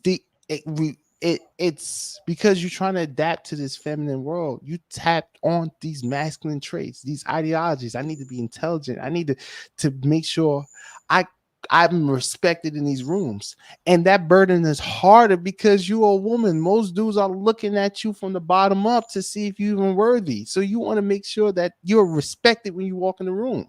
So you gotta put that on and make sure that you could garner the respect you want. So I get it, but you got to ask yourself, how is it? What's the? How do you raise the EQ in you to know when you need to be that and know when you don't need to be that? When you know to lower the defenses, know that when you're in the presence of a man that's willing to do that for you, you don't have to have those defenses because he got you. Mostly, I have trust issues. And there's a lot of trust issues that you examine. And if you ask me, I always quote DMX. Salute to DMX, who's, you know, no Rest in longer here. But before he transitioned, he left this gem of a quote. He said about trust. Trusting is too draining. It takes too much energy to distrust. Trust people to be themselves, trust your ability to see them well. So the question you gotta ask is this: when you have trust issues, who are you distrusting, them or you? Most times it's us that we distrust. Mhm. So I'm saying that to women, but I'm also speaking this to men too. Is that we deal with trust issues ourselves as men. I dealt with them for years, and no, when I discovered I had trust issue, what I'm saying is I didn't trust myself to discern who's right for me and who's not. Come on, speak on it. That's real. Oh, I was It's not that I didn't trust the women that was there. I didn't trust women. I didn't trust me. And because I didn't trust me, I had to ask myself, what is it that I need to do so I could gain better trust within myself? Because the truth is this: I didn't trust myself because I betrayed myself so many times. There's things I said I was going to do that I didn't do. There's commitments I made I didn't make. There's standards that I set for myself that I wasn't living. So Oftentimes we betray our own self so many times it makes it hard to even trust anybody, because the truth is we don't trust ourselves. Mm. But yet we mask it with this: I don't trust this person, I don't trust that person, I don't trust this. And the truth is, how can you grow and emotionally mature if you always blaming everybody else for your issues? So at some point we got to ask ourselves, are we the driver of our car, or are we the Uber? Are we in the Passenger. back seat? Right. Because if you the driver, when it comes to who you are, if you're the driver, then you got to take control of who you are and take you to the destination of your desire. But if you know Uber, meaning you're the passenger in your own life, then you got to go wherever that takes you. But the question is who's driving? Yeah, I love that. I love that you pointed out because you have a lot of people, like you say, with trust issues out here, and you don't trust men or women, or all men are dogs, all women are hoes. Dating sucks. There's pee in the dating pool. Like you get all that type of energy because you don't trust your discernment because you've betrayed yourself several times. So, wow for that one. And City says that we have to learn to forgive ourselves To regain our inner trust. in a That's it. trust. That's it right there. That's it. That's a nail in the hand, ladies and gentlemen. That's it right there. Good night. Good evening. Peace and love. All right. No, but seriously, we gotta forgive. And that starts with doing the inner work. We gotta forgive ourselves. Oftentimes, and this is something I said, seek forgiveness in ourselves before we seek it in others. Most times we're trying to get forgiveness from other people, or we're trying to hope other people forgive. And the crazy ones hope they get forgiven without even apologizing, which is insane to me. But there are people who operate that way. But the truth is, the person you owe to forgive is yourself. Forgive you. My life coach told me that forgiveness is like it's like it's like a jail, right? It's whoever you don't forgive is in that jail, and you are the jailer. You're the person that's the warden, the warden of that prison. But here's the thing: the warden and the person that's in jail are in the same place. Your job is to hold that person in jail, and you are in jail with them because you can't, because if you walk away they escape. What we got to realize is that we do that to ourselves. We put ourselves in jail, and we're the warden of our own jail, right? So imagine you looking at yourself in jail, and you're making sure you keep yourself in jail. So now you're in a double fault because you're in jail keeping yourself in jail, right? We got to learn how to release ourselves, because life comes with flaws. We all have our flaws. We all have mechanical flaws, because being in this earth and being in this physical realm means that just being in existence creates a flaw. So understand that you're gonna have flaws. You're not gonna always keep your word. You're not always gonna honor your commitments. There's things you say you're gonna do that you didn't do. These is okay. Give yourself the grace to understand that you grow and understand how to do those things better. But don't ever see yourself as being perfect or needing to be perfect, because none of us, we are all perfect in our own ways, but we're never going to be without flaws. That's the way life is. So give yourself the grace and understanding, forgive yourself. That's the easiest person in the world to forgive, is yourself. Mm. Well, I don't know if that's the easy. It should be the easiest person in the world that you can forgive is yourself. But I'm like I'm you a just, I'm gonna be honest with you. You ain't yeah. forgiving people the way you think you are if you ain't forgive yourself. Mm. That's Or and you that's the haven't forgiven yourself if you're not forgiving other people the way that you think you have. and that's the thing. Because here's the thing, right? You could say so sorry, and I could say forgive you, but am I really, did I forgive you? Because forgiving is not just the words you say, It's an everyday practice, especially for someone who deeply hurted you. You have to every day learn to forgive and forgive, because just because you forgive someone doesn't mean you forget the hurt they caused you, and doesn't mean you're reminded of the hurt, especially when you probably see them, speak to them, or whatever. So you're always reminded of the hurt that they gave you. So yeah, you can say I forgive you, but forgiveness is a process. It's not just a one-time occurrence, right? You don't just forgive and voila, things is all good. Nah, you got to work through that. And if you can't do that for you, you're gonna have a hard time doing that for others. I like how City says here that there was a wobble purposely in our wheel to give us something to work on daily. And so when I Mm. see that, when I read that, because I speak on how we all come into this world with an assigned trauma. Each and every one of us is assigned a trauma when we are Mm. sent to this earth realm. Because you got to have something to work through, right? Oh, Like we if talk. you, Oh, we're not now. We talking soul contracts. well, Okay. we are, right? Because like I don't, I have children, right? Or when my mom bought me a car at 16 years old and it got wrecked because I didn't appreciate it because it came, I didn't put in that work. Versus when I bought my own car and I cherished and I valued that thing, right? It's the same thing when we come into this earth, and the Bible even speaks on it, right? Not to get all biblical, but you can't come into this earth and just go straight to glory land, right? Like you got to go through some things to develop yourself. You got to go through some things to be refined and to be educated and to gain wisdom and things like that.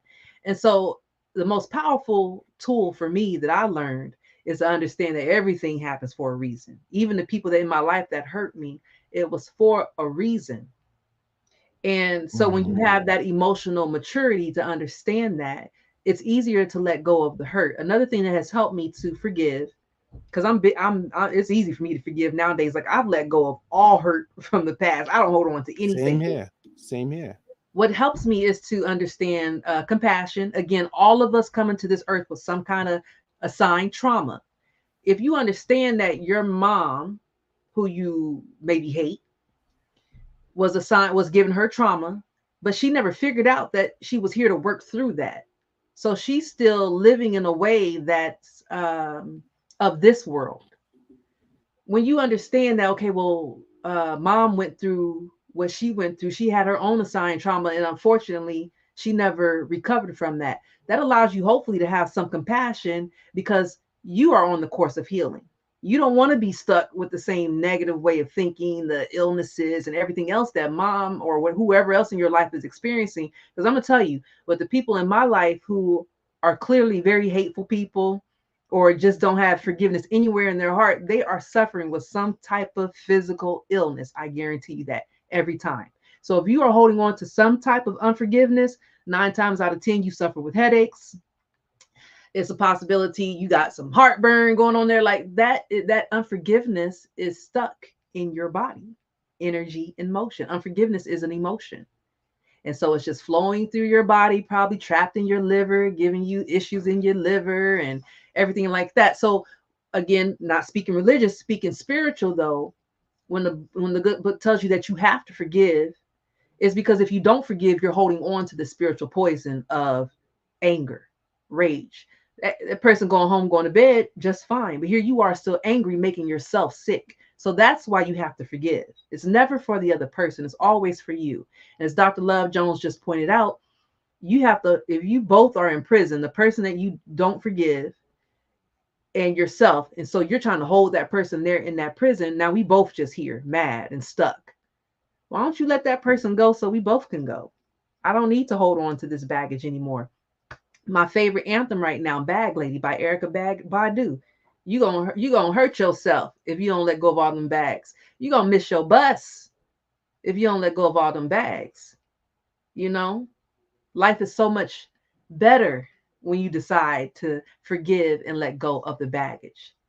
Because I was talking to a relative the other day. He was like, I hope everybody in my past who has ever hurt me, I hope they die and burn in hell. And I'm like, it clicked in me in that moment, like, okay, that's what being healed looks like, is when you don't harbor or hold on to the things from your past because you know that's not serving you. So again, forgive your mom for the hurt, forgive dad for not being there, forgive your siblings for how they mistreated you.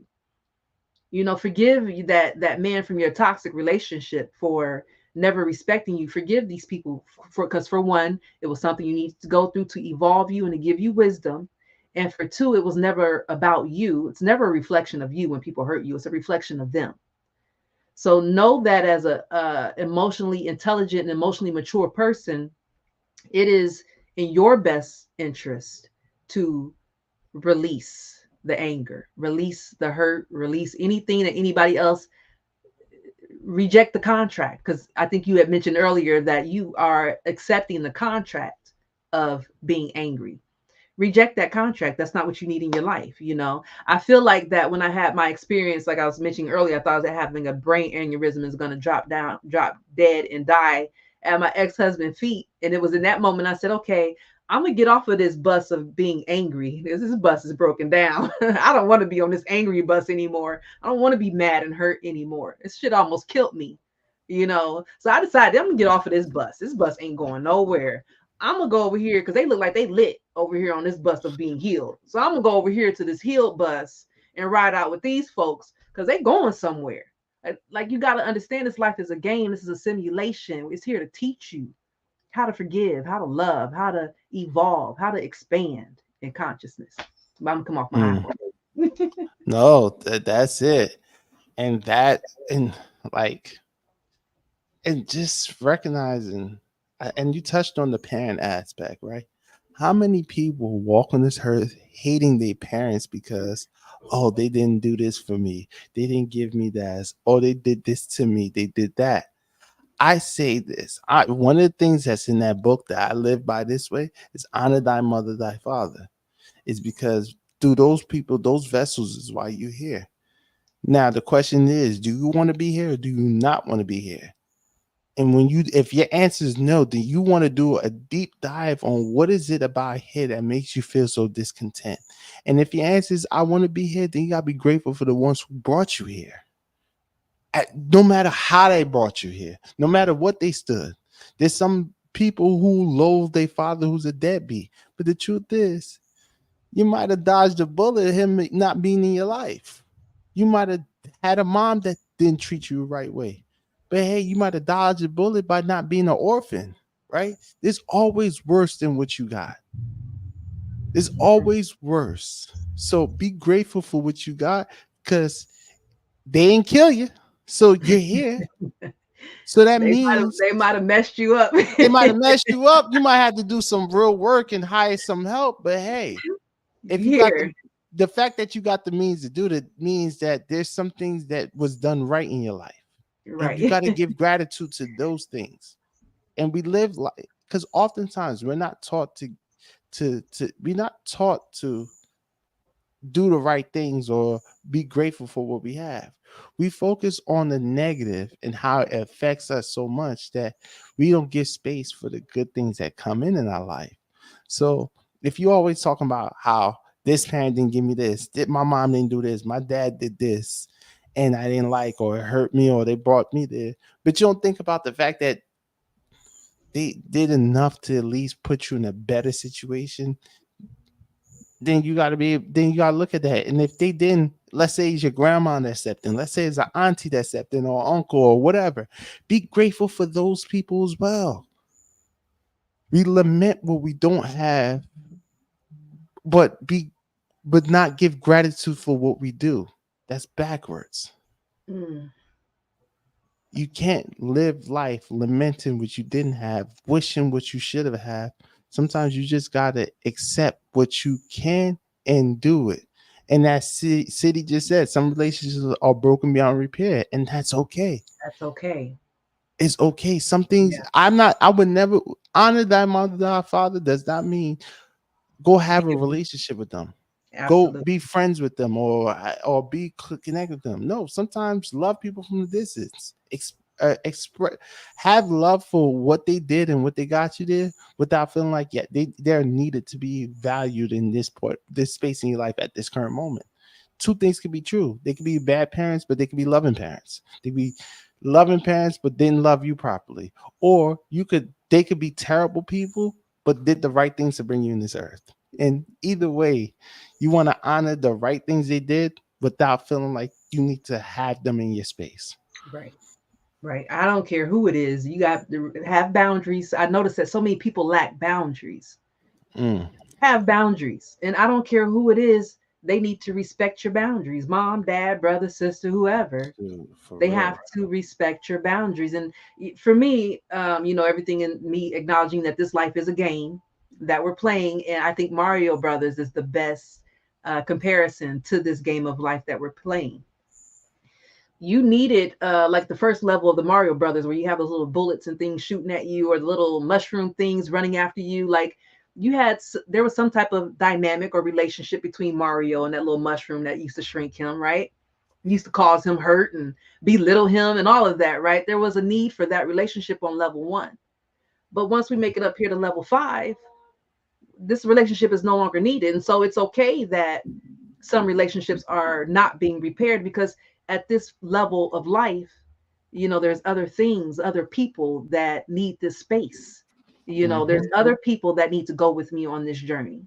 So yeah, all relationships are not going to make it with us from beginning to end. So forgive and move on. And again, you're forgiving for yourself. That person who hurt you to where you say this relationship cannot be repaired, forgive them for the offense. And matter of fact, you're not even forgiving them. Let the offense go and forgive yourself for holding on for so long. My daughter asked me one time, she says, we were talking about someone murdering me, I think. She's like, if someone murders you, mom, I'd hate them forever, and something like that. And I was doing the best I could to try to explain to her that, you would have to work on forgiving that person, because if you don't, it's going to harm you. And of course, it's a hard concept to grasp, right? Like, why would I forgive someone who killed my parent? Like that doesn't even make sense. And so that's when I came up with this video that I put out on my Instagram last year around this time, where, as I was mentioning, you have to forgive 70 times 7 is what the good book tells you. And when you mix that formula that's given to you as a spiritual being, not as a human being, because a human mind cannot accept forgive who for how many times? That's not a human understanding there. That's a spiritual understanding. So when you take that spiritual formula, forgive 70 times 7, and you mix that with compassion, that then creates for you a cleaning solution that is going to cleanse the heart and the mind. The main ingredient is the compassion, and we lack compassion in this world today. I don't know if it's because social media is desensitizing us or what, but we lack compassion on a grand scale, and that's the main thing you need in order to be healed, whole, and healthy. So we got to get back to a place where we're understanding that, dang, they were hurt and they never recovered from their hurt. But I desire to recover from my hurt because I'm emotionally intelligent. I'm emotionally mature, and I understand that their offense wasn't about me. Their offense was more related to them. No. No, that's it. Um, it's like I had a brother that was murdered. Like, so yeah, the killers. Yeah. Like I don't know. I really don't I'm know so what sorry. happened to this. I can't really speak that. It's been Yeah. 20 years. It's May 1st is gonna be 21 years. So Okay. but at that point, does it serve me to have ill will for this person because of what they did? It doesn't. It doesn't. It's not gonna bring my brother back. Right. Nor all it's gonna do is gonna keep me in this place. And I had enough visions and knowing that my brother's fine on the other side. So I've learned to recognize that hey, it it happened, right? And there's a process. So if you're dealing with somebody who lost their life through a, a act of violence, Mhm. then and you're not there for what I just said, that's great. That's okay. It took me years to get okay. Like I Right. said, that Yeah. happened 21 years ago, Mhm. literally, right? So what I'm saying to you is this: we're never always here. Like, let me say this: It's a process to get to where we need to get. But once we understand the destination, it's easy to take the journey to there, right? Life isn't about the destination, it's about the journey. But you got to set the destination first so that you know what it takes to get there.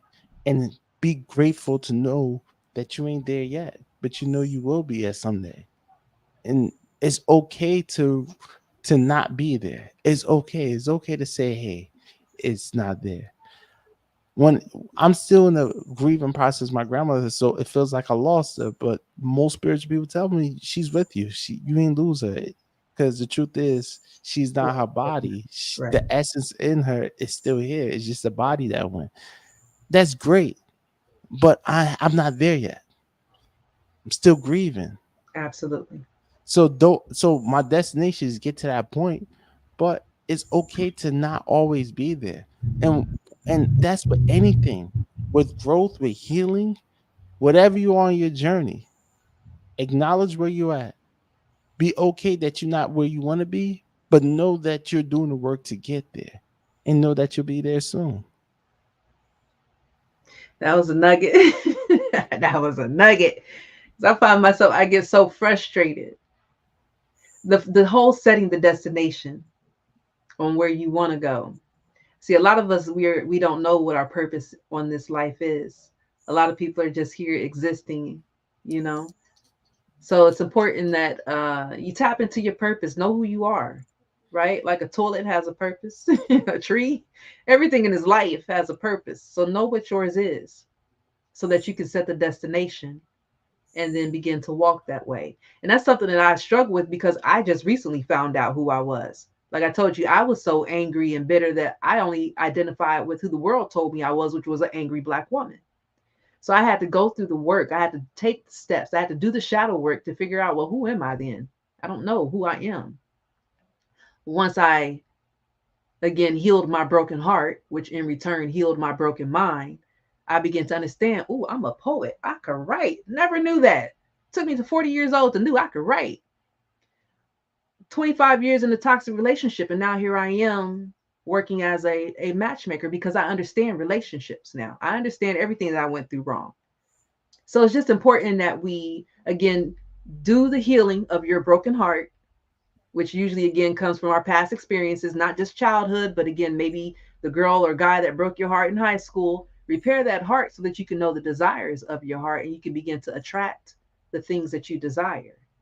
Okay, so that's all surrounded with emotional maturity and emotional intelligence is to be self aware. Know that you are here for a reason. Even if you don't know what that reason is right now, start the process of healing so you can find out what that reason is. Get off of this broke down bus of being mad and miserable. Let's go be lit and say yes to life and turn up. You know what I'm saying? Because life is beautiful once you come out of the other side of hurt and brokenness. So and let me ask you this question, right? Mm-hmm. And this is for those who's watching out here. What does a broken heart mean to you? Ooh, what does a broken heart mean?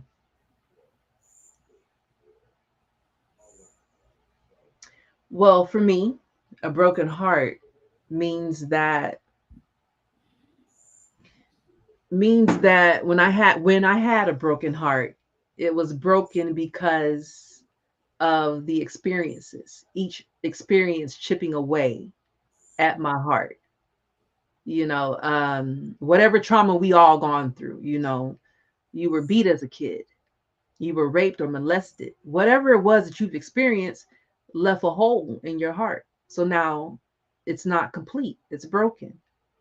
And so now that it's not complete and it's broken, the desires are leaking out everywhere. I'm losing the desires of my heart. I don't know where they are. So to me, that's what having a broken heart is to allow the experiences, past, present, and future, to rest in the heart. Not the physical heart, of course, but the heart is technically your soul, your life force. Again, that's where your desires lie. So for me, that's what it means to have a broken heart, to not let go of the awful experiences that have punctured and wounded. Mm. Nah, that's good. That's deep. For me, a broken heart is just a flaw. It's a flawed process in how we give love and how we receive love. It just shows that whatever you did in that moment, you didn't properly assess the person and how they're able to love you, and you either gave them too much love that they can give back to you, or you expecting too much of them that they wasn't even to meet. It's usually a flaw in that breakdown, because here's the reality, right? Why do we feel that we need to receive love to give love? Shouldn't we just love freely? Shouldn't we just love the people we love, and if they love us back, that's good for them. If they don't, that's on them. I just love you for those who we love. I think we so focus on wanting to reciprocity from love and realizing that God didn't make us that way. So we get broken heart because we never properly assess if that person has the capacity to love us the way we either want us to love or the way we give them love. But that's why we have to do the work within ourselves so that we could start to assess and realize that, hey, I gave love, and if that made them a better person, then I'm grateful for that. There it is. And that's all that Unconditional. it's unconditional, right?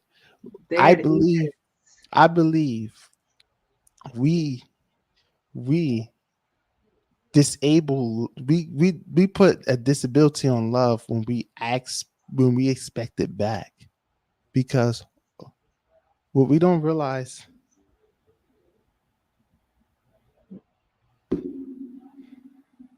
Still there, Dr. Love? Yeah, I'm here, but my camera just went off for no reason. Okay, That there was you are. yo, what are what going on here? Hold on, that's not even my right camera. That's weird. Hold up. That just threw me off. Like I must have been hitting on something. Oh, that's crazy. All right, but we're gonna rock out like this until I figure out what's going on. Maybe because my camera hot. Shoot. Anyways, so my point is this, right? Uh yeah, you can still hit me great, right? Cool. Hey love, you still there? Yes, yes, I can Okay, hear. good. All right, so my point is this. We gotta start to look at love differently. Sorry about We that. we can't we can't love from this insecure place because we feel like we're not getting it back. We got to realize that there's abundance of love around us. There's people who's given us more love that we would never be able to match the love they gave us. For instance, if you have a good parent in your life, that's a perfect example. The love your mom and dad gave you, you can never repay them back, but you could pay it forward to your kid or to the world. Find ways to love people better. And I guarantee you, you'll receive love better. If we focus on, it's like a bank, the universal bank. When you deposit love, when it's time to take a withdrawal, you can't take out more than what you deposit. Mm, that's good. Often, oftentimes, we want love from people and from things, from people who's incapable of giving that to us. And if they're incapable of giving that to us, then that's okay. It's perfectly fine. Mm, They're fine. We're fine. It's all right. it's But okay. what we can't do is to betray ourselves so that we could get the love from a person who's incapable of doing it. Because if we don't understand that we came from love, we was created by love, and who we are naturally in our essence is love.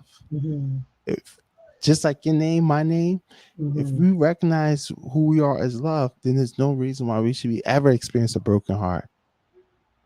I agree 1000%. And I'm actually working on a new piece right now about love. I don't know what the title of it is yet, but I am working on a poem to talk about love or to highlight love, because in this culture, like the focus is mainly on romantic love, right? Like we don't focus on brotherly Agape love, love. community love, agape love. We don't focus on any of that.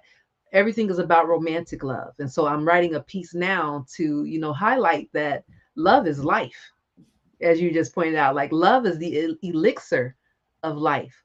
Love is an experience, not just subjective to your romantic partner, and not even just subjective to your children.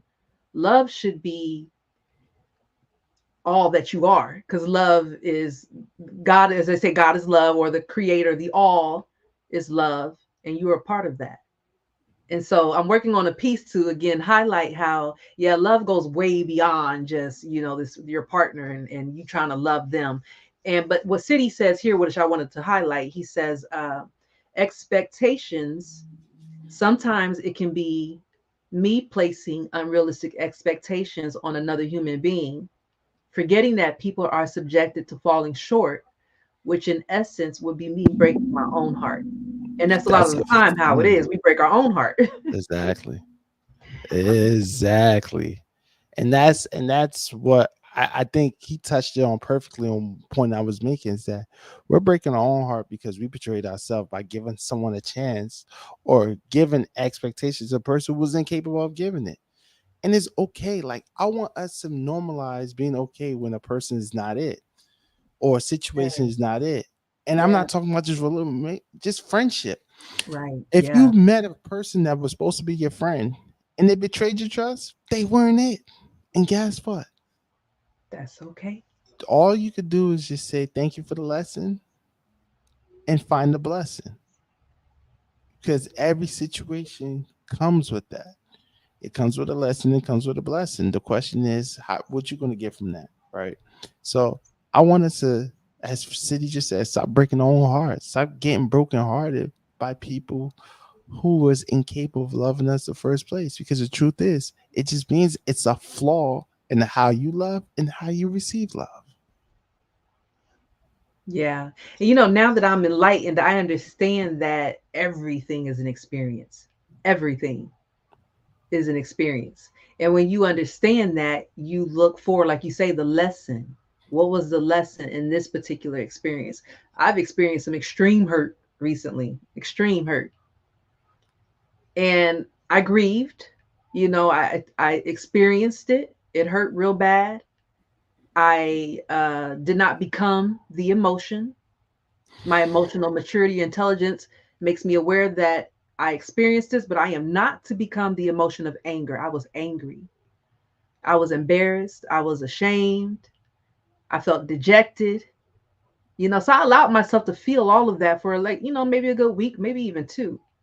But it was after that experience that I began to, okay, what was the lesson that I needed to learn from this so that I can go ahead and let this go? Because it don't look good on me. I put on about 10 pounds from behind that experience because, again, all the emotions that I just shared with you caused me to just go, and I just got to binge eating, and I'm just doing all type of unhealthy things because of the mental place Mm. that I was in after that bad experience, right? But after I made it through that, and I got to sit in not necessarily in the emotion, but I got to sit with the experience and figure out, okay, what was the lesson that I needed to get out of this? And the lesson that I got was that when we separate ourselves from the all, right? Like it's this whole duality thing, as though we're separate from the creator. Ye are gods. Did I not say that ye are gods? You are a god. And when you separate yourself from that fact into this duality, now you're saying that you're not whole, you're not complete, you're not a part of the all. So for me, that's what I got from that experience. I was looking for a savior. Okay. I went from believing in a Jesus outside of me because Christ lives on the inside of us. So I went from believing in a Jesus on the outside of us to now looking for a man to I went from Jesus looking for Jesus to save me to a physical man to save me. And why? Because I wasn't connected with the fact that I am a God. I am whole. I am perfect. There's nothing lacking. There's nothing missing. So I was that experience allowed me to understand that. And now I get to go up yet again to another level. You know what I'm saying? Like this evolution process is head spinning. I am not even gonna lie, but it was again have the emotion, the awareness, which is again emotional intelligence or maturity to know it hurt, but it was for it happened to you for a reason. Don't become a victim of your circumstances. Mm. Find the lesson, find the blessing in the lesson, as Dr. Love just said. Yeah. And that's why I want us to just learn it. Once again, I'm gonna get real spiritual now, right? And I said this to you on the phone, so I'm gonna say it to everybody else. Okay. Are we the gatekeeper? Is God a gatekeeper? Meaning, is God is the thing that's preventing you from getting the things that you want, and only when God deems you ready is when you get it? Or are you your own gatekeeper? And the reason why you haven't gotten the things you want is because you haven't tapped into that divine aspect of you to say, here, I can get whatever I want. Here's my point. God was created in God, we were created in the image of God, but what does God look like? When I look in the mirror, I see God. When I do, I see it too. Mm. But we often when when a person say I am a God, they think in ego. So it's like it's no way you God, you got ego. You God ain't this, God ain't that. You ain't God because you all these things that God isn't. No, we are dualistic beings. We have a higher self and a lower self. Our higher self is our true essence, is our God self. Our ego is our false self. It's a self that we believe that is who we are when it's just only our experiences that we are have. Right?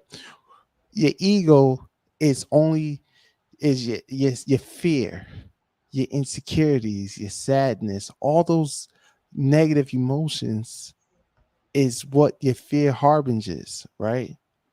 Whereas your divine self is the love, the light, the hope, the gratitude, all those, the enlightenment, all these higher frequency things is the God aspects of you.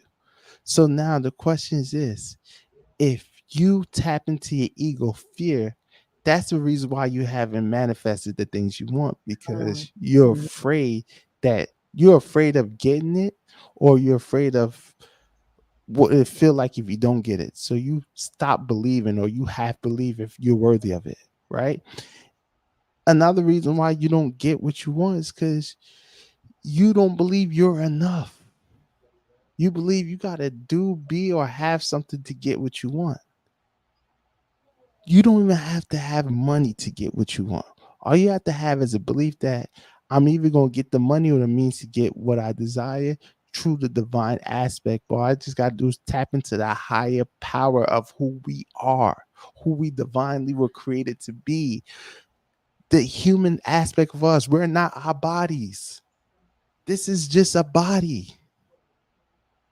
But a body comes with these lower frequency energies. With the body comes ego. We are not our egos. Our egos just a representation of our human aspects, but we're not our human self. We are our divine spiritual self.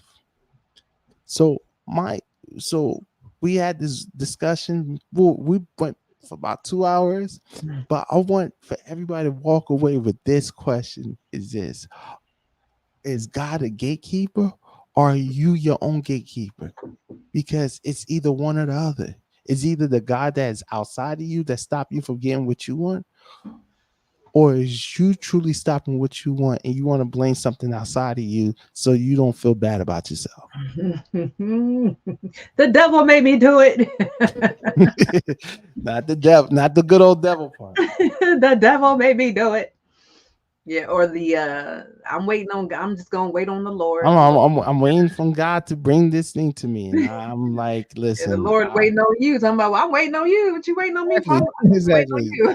Like I'm waiting for you to believe you can get it, so I Right? can bring it to you. Because the truth is, right now, here's the thing: most of the things we either had a chance to get it and we already tarnished it through fear or insecurity. Mhm.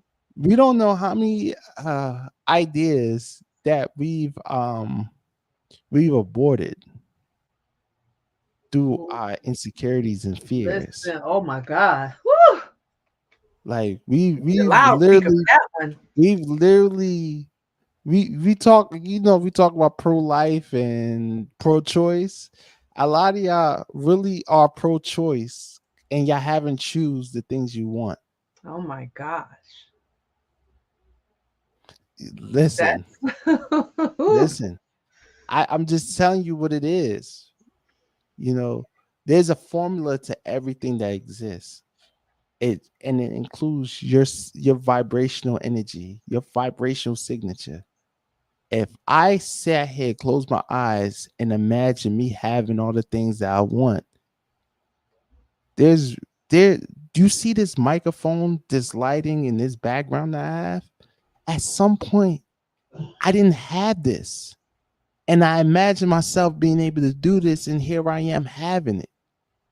A lot of times, we are creating a life, but now the question is this: the life you created. Look at your life right now. Everybody, look at your life. The life you is it a creation of your desires, or you created it by default? ooh, desire or default. Ooh, that's so good. I do want to have a moment of vulnerability here and let you all know that I was ready to throw in the towel with this dating game. That's why I'm so like last minute with making all of this happen because like I was like so done because fellas, like why y'all don't want to just have a meal with a lady? I'm not asking you to get married. I'm not asking you to commit. I just want you to have a meal with a lady. You know what I'm saying? That's all I want. And so I was getting frustrated because it just doesn't, the men just aren't, they're just not into it, And so I was like, okay, I quit. Um, however, Mm. however, But see, me, you got to have a conversation behind the scenes okay, on this. okay, So that's one thing we got to have a conversation because there's a lot to unpack there, right? yeah, There's a lot to unpack. But go ahead. I didn't mean to okay. cut you off. And so, but now that I have again been spiritually awakened, the old life is gone, Ooh, and the new life Rick has acts.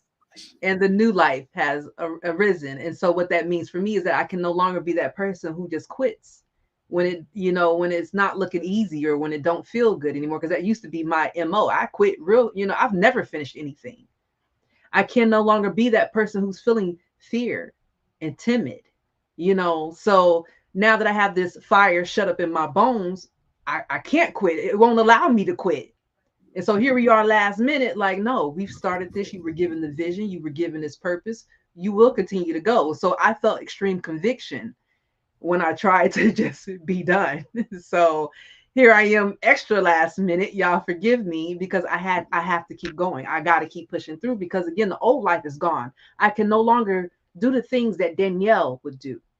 This is love here now. Everything I do is to bring glory to the creator's name because God is love. I am love. So I'm going to continue to do what the creator has called me to do, no matter how uncomfortable it is. So here we are trying to pull it all together in this last minute, in this last week, but Mm. the show must go on. All right. So, Rick asks, does love require reciprocation? Does action love require an action? You must have said this when I was going through my whole I love. was going to have you He touch on that said, because you basically just touched on that. Yeah. but essentially is this: no, love don't require nothing. Love just require one person willing to give it and the other person willing to receive it. And if they ain't willing to receive it, somebody else will. So all you got to do is just be willing to give, and all requires somebody to be willing to receive. And while you're giving, you could receive at the same time. And while they're receiving, they could give. If they're unable to give what they receive, that's on them. That's not a reflection of you. And so that is the definition of unconditional love because that's actually a question I was going to post: is unconditional love a real thing? But this conversation tonight has given me a totally I, different I'm perspective a on unconditional love. listen. If you should still ask that question because I guarantee you, everyone said no. Love is not supposed to be conditional. Love, because we're humans, we everything has a condition. It's like Jesus, boy. Like, like think about it. Like, if you're a parent, there's moments of your parenting that you're gonna feel like, and every parent could agree to this, that you feel like your kid don't love you. Absolutely. There's Yeah. every parent Mhm. knows this. They get to a point where you're like, Dad, do my kid not love me? Mhm. Like I had that. So do I sit here and say, no, I'm not gonna give my kid love because I don't feel like they love me? Like you're a terrible parent if you do that. That's terrible parenting. But we live life like terrible parents because we want to, the person we want to love, we want to take it away from them because they haven't loved us back. Mm. You know what? I may, the only thing I'm taking back is the expectations and doing things with the expectation, because that's another thing we do. You know, like as a man, I do certain things and I expect results, right? I expect if I say something nice, I'm going to get a response. I expect if I bring the right energy, I'm going to get your number. I expect that we have a good vibe, you going to let me take you out. I expect that the night, if we have a really good time, it's going to end, like I expect these things, right? Right. Yeah. But at the same time, if I don't get what I expect, am I going to look at myself or question what it is? Or did I just say it was not meant, it's not into the cards? It's nothing wrong with expecting. It's nothing wrong expecting what you do from an honest place, but take your ego out of it. The problem is you expect with your ego. So now if your expectations are met, your ego's hurt. No, I expect these things because that's just the way things work. But if it don't happen, I'm okay. I ain't die because it didn't work out. Like we got to realize that there's a lesson and a blessing in everything. Everything. So, so you might think the blessing is the blessing in the bedroom after a good date night, but the blessing could be is if she tell you you're not her type. And Facts. no, that's a blessing too. Because guess what? You not her type. That means she not your type. And guess what? You ain't got to go on the next date to figure that out again. Now you get to shoot your shot at someone who is your type and you are their type. Some We gotta learn that just because we want something doesn't mean there's not something better than what we want. And we gotta be willing to open and receive that. I agree. Always expect great things. I think that's Cole's slogan. Expect great Yeah, things. And that's me. that's I it. expect great things. Absolutely. Yeah. Absolutely. And like you said, it's not even from a place of ego. It's just because, Yeah. I expect, like, trust me, I expect when I go to work, I'm gonna get paid at week.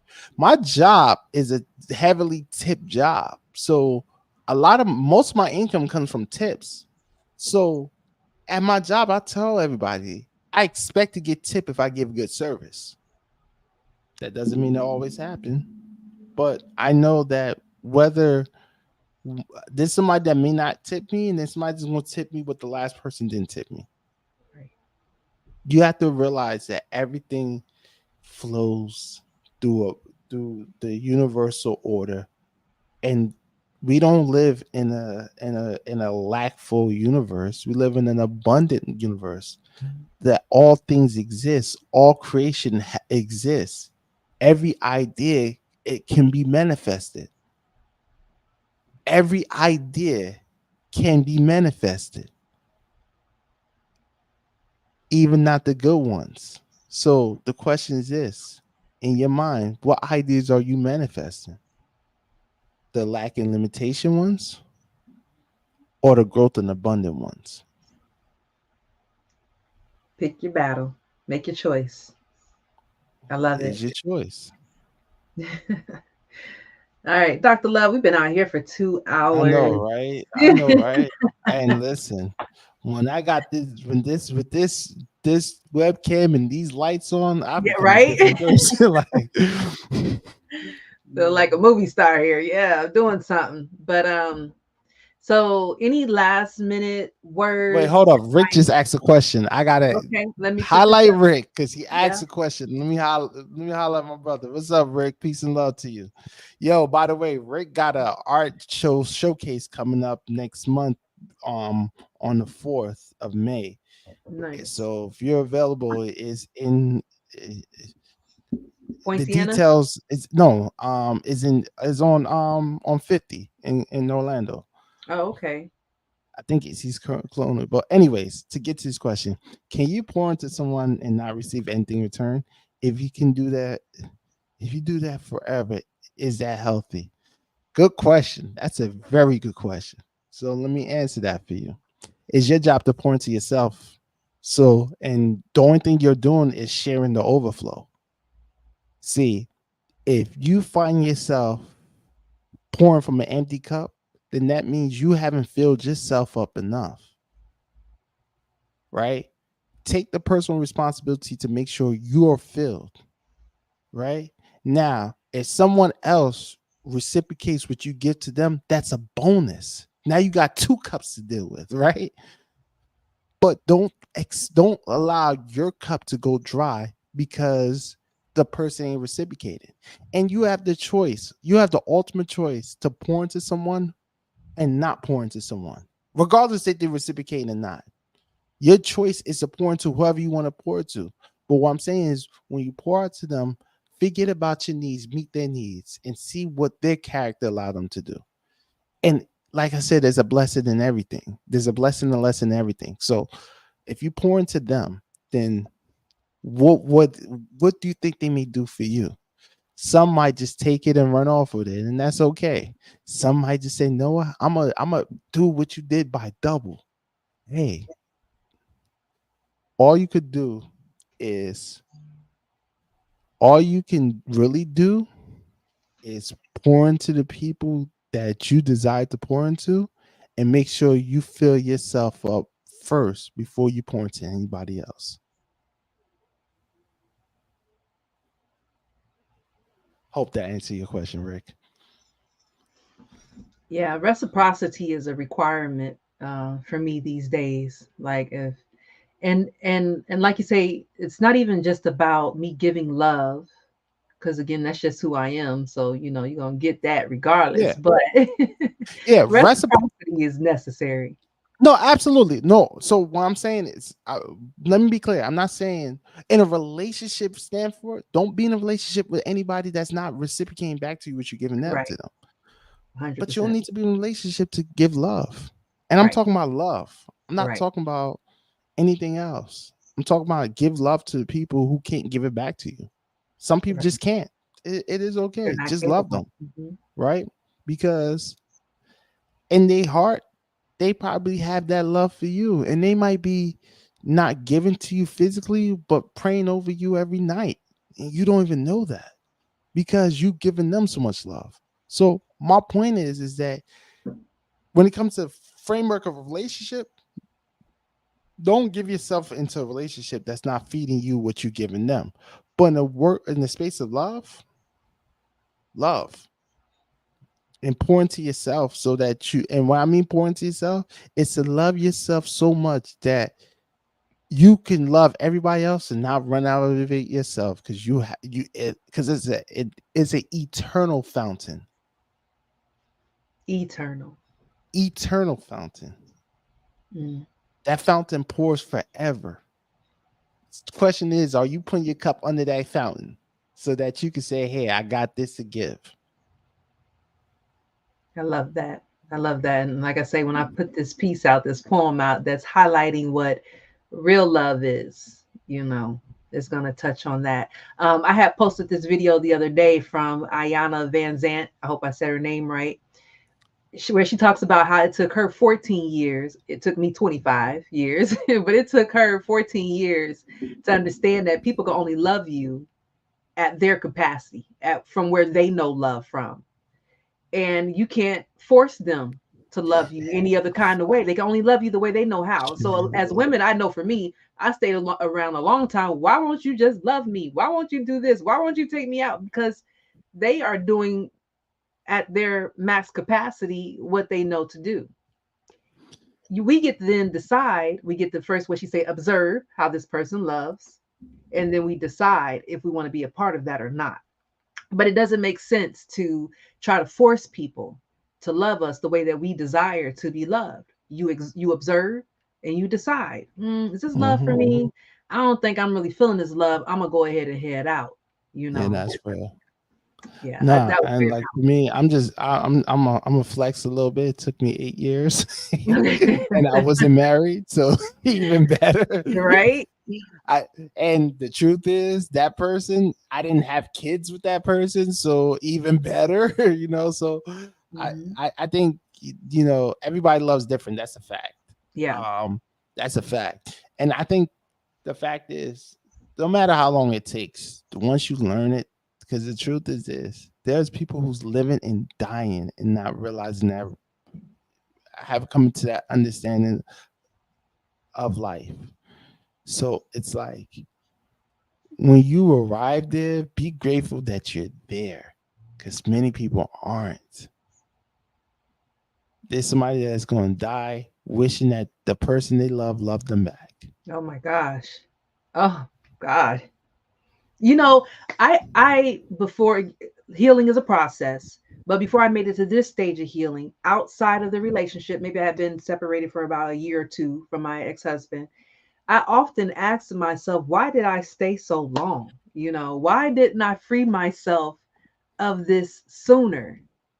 Is it because I didn't love myself enough? When you truly love yourself, and that's another thing in our culture, we don't preach and teach self-love. We preach and teach, go find you a man or a woman to validate you, and you're somebody if you're in a relationship. We don't preach self-love like we should. At least I didn't get that in my home or in my school or my institutions, or even in church. Church is telling you to love Jesus. It ain't telling you to love yourself. And so when I look back at that, like, why did I stay in that toxic situation? Because I didn't love myself. So I Mm. know the whole, self love is the best love, is cliche and all of that, but like, it's a fact. When you love yourself, you don't just tolerate abuse and mistreatment. What do you look like if you love yourself? Putting up with abuse. So we have to begin again, ask ourselves, where am I lacking at? Why don't I love myself enough in this area? Maybe. But yeah, we have to, when we go through situations that don't feel good, because to me, life should flow like a beautiful sweet melody. It should be harmony. Of course, you're going to have some discord every now and then, from loss of job, loss of, death in the family, all of that. But anything else outside of, those normal life discords, your life should flow like water. It should be fluid. It should be beautiful music, at least creating it that way. And so if you have people in your life that aren't allowing you to, I'm not saying it's going to be butterflies and things like that all the time, but use your discernment to know what you say earlier, is this person in alignment with where I see myself going? Because if not, it's time to move on to the next, to the next person. Yeah, and I love what you just said. I'm like, we gotta, that alignment plays a major role, It does. because the question you gotta ask yourself: does this person align? Yeah. If I want to, let's say this, I want to become a multi I wouldn't say multimillionaire, but I want to be opulent financially, right? Mm-hmm. I want to be opulent financially, right? And again, the person who I'm dating, are they helping me get to that point, or are they taking me away from that point? Right. Right. That's the question I ask yourself. See that his see, I, y'all get me in rare form, because I don't be on this long talking to anybody, but I Me got and a you lot both. to say. I got a lot to say. But here's the thing I learned even about marriage. Marriage is about honor, is about getting someone who align with your mission in life. Because here's the reality. If you align with each other's purpose and their mission, then it's so easy for you to be in a relationship together, because you're helping each other fulfill your life purpose. But if y'all don't align, when that person's on a mission, guess what you're gonna do? Try to find ways to take them out, or vice versa. because y'all don't align. When you don't align, it's either they gonna get their way or you gonna get your way. It's not win-win. It's either I win, you lose, I win, or vice versa. But whatever happens when you're not in alignment, you're never gonna find the true reciprocity that's needed to maintain something as solid as marriage. Focus on your purpose. Through purpose, you'll find the right person, the right people, the right tribe, the right circumstances. Everything will align once you're in tune with your purpose. When you operate outside of that, then you're going to always attract the things that's going to take you off that path. You know, if I had a church right now with an owl to run down, I did the little run down the owl with that one leg hop because you just, Not the one leg I'm hop. telling that's what I say. You just preached the whole sermon. I'm telling you, like that was so good, because that's where a lot of us as women mess up at, right? A lot of us, I don't know, maybe it's on both sides. I've never been a man, but when you said that alignment is really the key thing, is this Oh, person? it's both sides. It's on both. It is I'm gonna both tell you sides. that. Okay. Yeah. So alignment being the key thing to to know if a dynamic is supposed to be.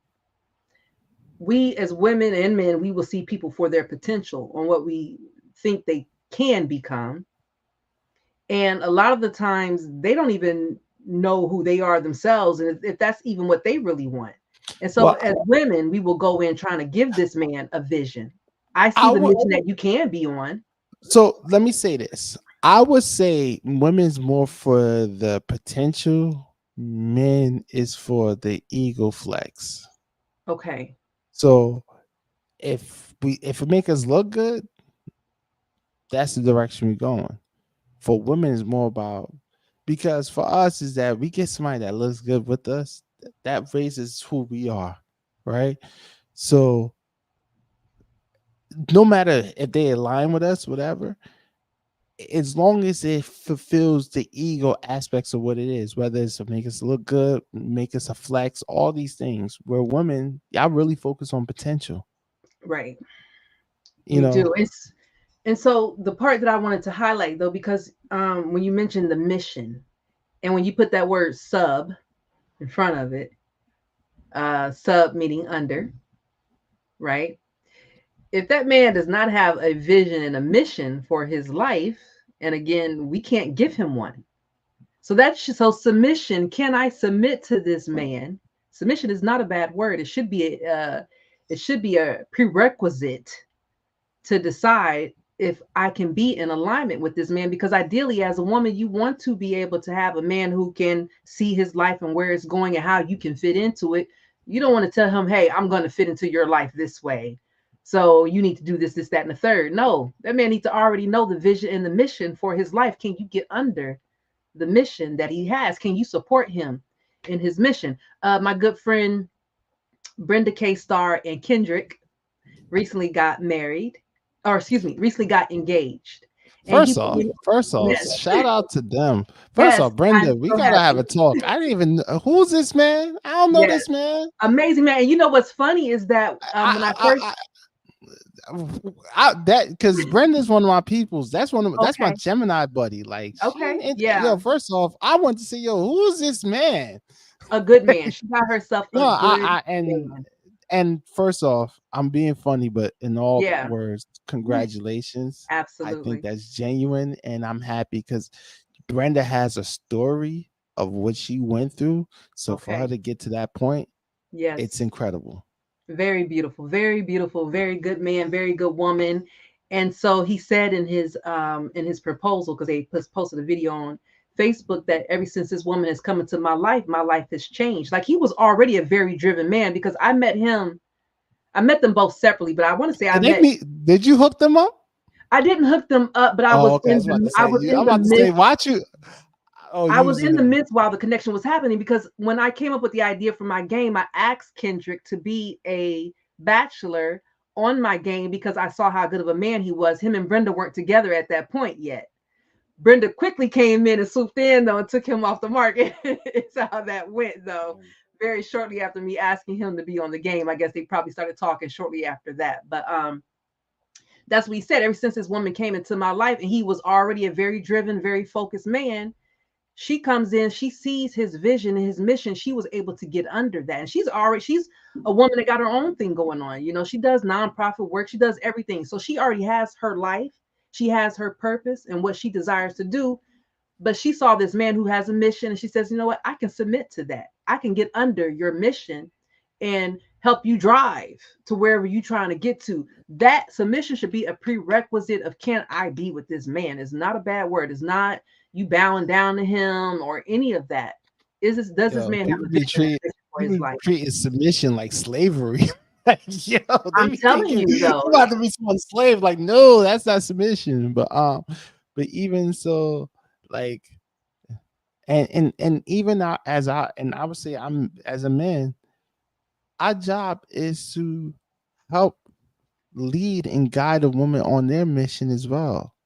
And there's times we gotta submit to our women as well. That's what they don't want to realize, is that there's aspects of our life that we gotta say, hey, I submit to you too. Because you submit to me, I gotta submit to you in some aspects of life, right? It's not to say that you I want you to come and drive us and take me wherever. No, but there are moments in our relationship where a man gotta submit to a woman too because she has her own mission. And that's why alignment has to work. I don't want you to just follow me so I can get one done. I want you to be fulfilled in the process. I want you to be fulfilled doing what you came to do. Sometimes your mission is to submit to my mission. We all gotta know what it is. A woman can not fully submit if the man does not possess the ability to leave. And that's a fact. And that's why it's important that we gotta ask ourselves as men is, if a woman's in our life right now, can we lead her to where she needs to go?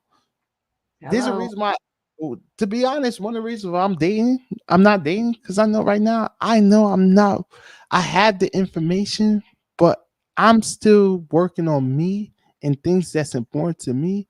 And I don't want to ever bring somebody into my space and I can't lead them. I don't Facts. want that. So that's why it's important for me to get myself in the way, in the space I need to space, do the things I need to do, commit to myself and commit to the things I committed myself to do before I say I can, and I could I could be the leader I need to be for a woman that's in my life. You know, okay, so to rebut on that, well, not even to rebut, to add on to that, like I stated earlier, now that I'm in a more healed place, operating in purpose, I attract a different caliber, a different type of men. And there's a few stories in the Bible that talk about being that woman that's working at the well, and someone would see them and come over and help them draw water from the well and things like that, right? When you look at that from a metaphysical standpoint, we all should be that woman working at the well, which, because her working at the well was her fulfilling her purpose. That was her purpose for that moment, was to draw water from that well, right?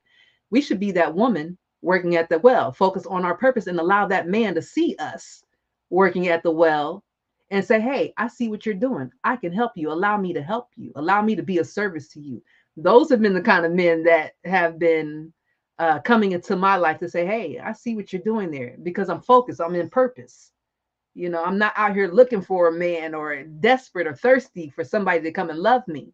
I'm working to fall in love with the purpose. And so a man is going to find me. If you want to holler at me, you come holler at me over here in the purpose. How can you add value to what I got going on over here?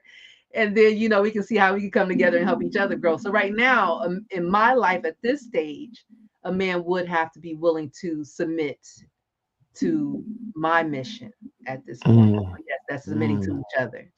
mm, mm. Ooh, I felt that one. I felt that one. So Says the person who proposed to her ex-husband. I I'm just know, saying. right? From such a far way. So, no, but seriously, that's exactly what it is. It's like, because like I think we get so caught. Leader does not mean never follow. As a leader, your job is to inspire leaders so that they can take lead on things, and you should be able to support their leadership by submitting to their leadership. Absolutely. He who finds a woman finds a good thing. I always have issues with this in the Bible, Tell me why. Let's break that down. I but need to know why because I got something for you on that one. But yes, touch I that one. always had issues. Let Had me leave that up. I've Yes. learned to express appreciate it for what it is, and not for what I think. I think a man needs to find himself first before Well, for a yeah, woman. I've always said that. I I I agree. never liked the placement of that, because I'm like, in this world today, and I'm only speaking from the world it is today. There's too much. It's easy to find a woman.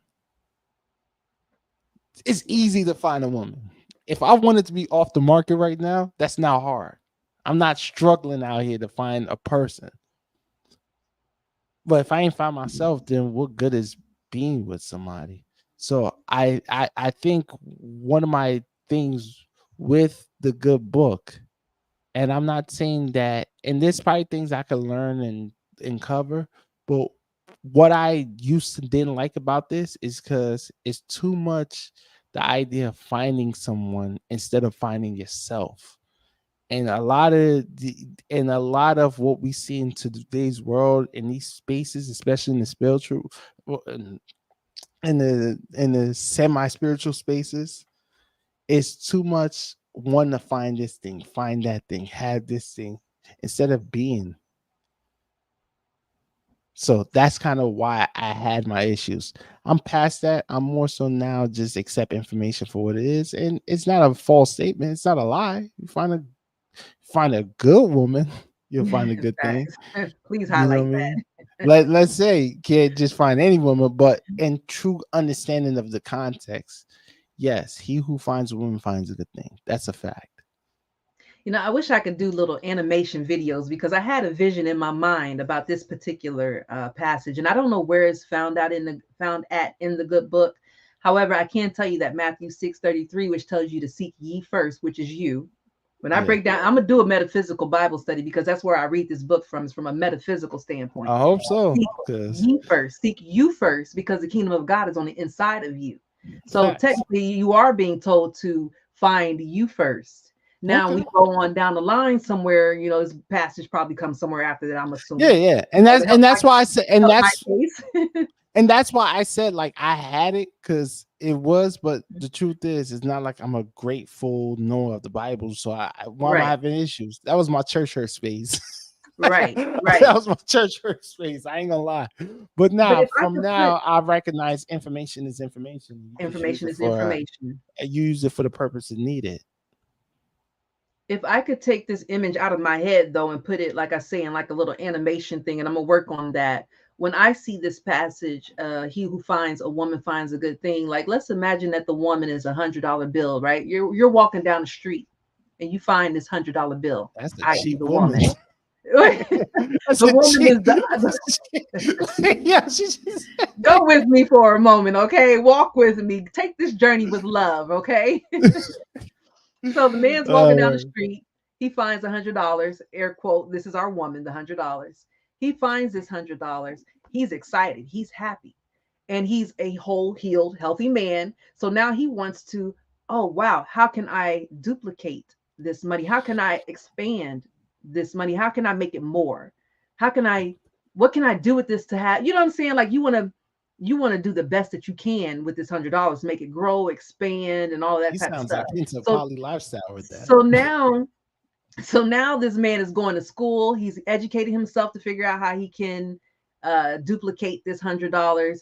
He is taking different actions, different steps that is evolving him just simply because he found this $100 bill on the ground. He's now become a whole entrepreneur because he found this $100. So that's technically when it says a man who finds a wife finds a good thing. Like, she shouldn't just be, again, a fat ass and a cute face. Like, that ain't it. But that's what a lot of men go for because they're visual creatures. You know what I'm saying? Instead, you need to probably find that average girl, Instagram model type, who is going to help you expand, who's going to challenge you in a sense, push you a little bit, not in a way that, you saw the post the other day where it was, why are men intimidated by women who got their stuff together or something Yeah, like I that. seen that. I've been at work this week, so it's a lot of stuff I've been seeing, but I didn't get to chime in on. And by the way, let me go back a little. I don't like to look for the average woman. I don't think the average matters. I think find somebody that you find is phenomenal to you. The Right. Yes. question is, don't make it, oh, because she has this. Make it about who she is and how it reverberates through who what she looks like. Attraction matters, but don't think that the most attractive woman is the woman you need. you know like, focus on the characters and the qualities that make that woman be phenomenal.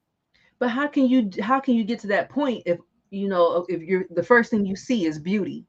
And so that's what you immediately go after. So how are you going to, See, because I've told you the story. Hold on real quick. I've told you the story where I went out on a date with a guy who stood me up initially because he thought I was just the average girl. I wasn't the Instagram model type that he was used to dealing with. And so he just blew me off. But then when he finally got the chance to meet me, he saw it wasn't nothing average about me, that, oh, she a whole vibe.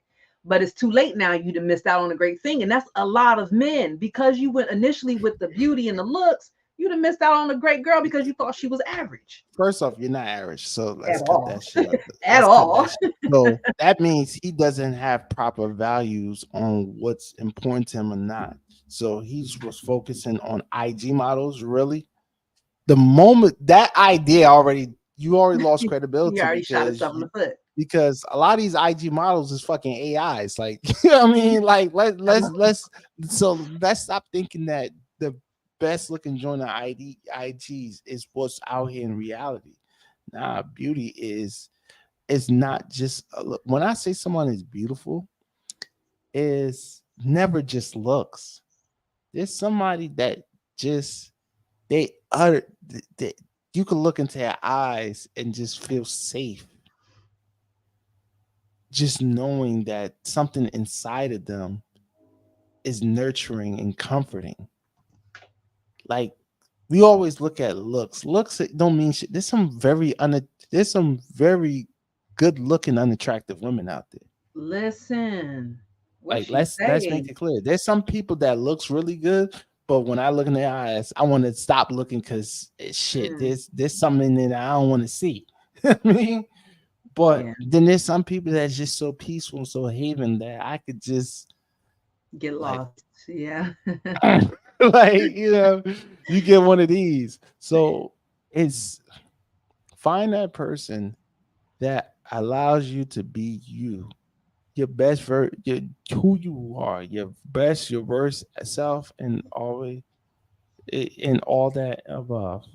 Do you think sex is important in love? Hmm. That Damn. question comes from our IG page, by the way, from Instagram. Oh, we on IG too? We Damn, I didn't are. even. We are. Shout out to IG. Shit, I should plug my IG in this Yeah, motherfucker. man. Like, whoa, okay. Um, is sex important in love? I'm gonna say depends Depends. on how important sex is to your relationship. Woo. Because here's the thing: some people have a certain level of sex drive that makes sex feel important in a relationship. Man, oh my God. Let's But talk about it. key word in a relationship, love is just love. A lot of times we associate love and relationship, and there are two different things. Do you need to have sex with someone to love them? No, you do not. But in a relationship sense, if you have a certain drive, then yeah, it's important to do that. Make sure you ensure sex. So to answer your question, I would say is sex is important in the context of a relationship, but not in the context of love.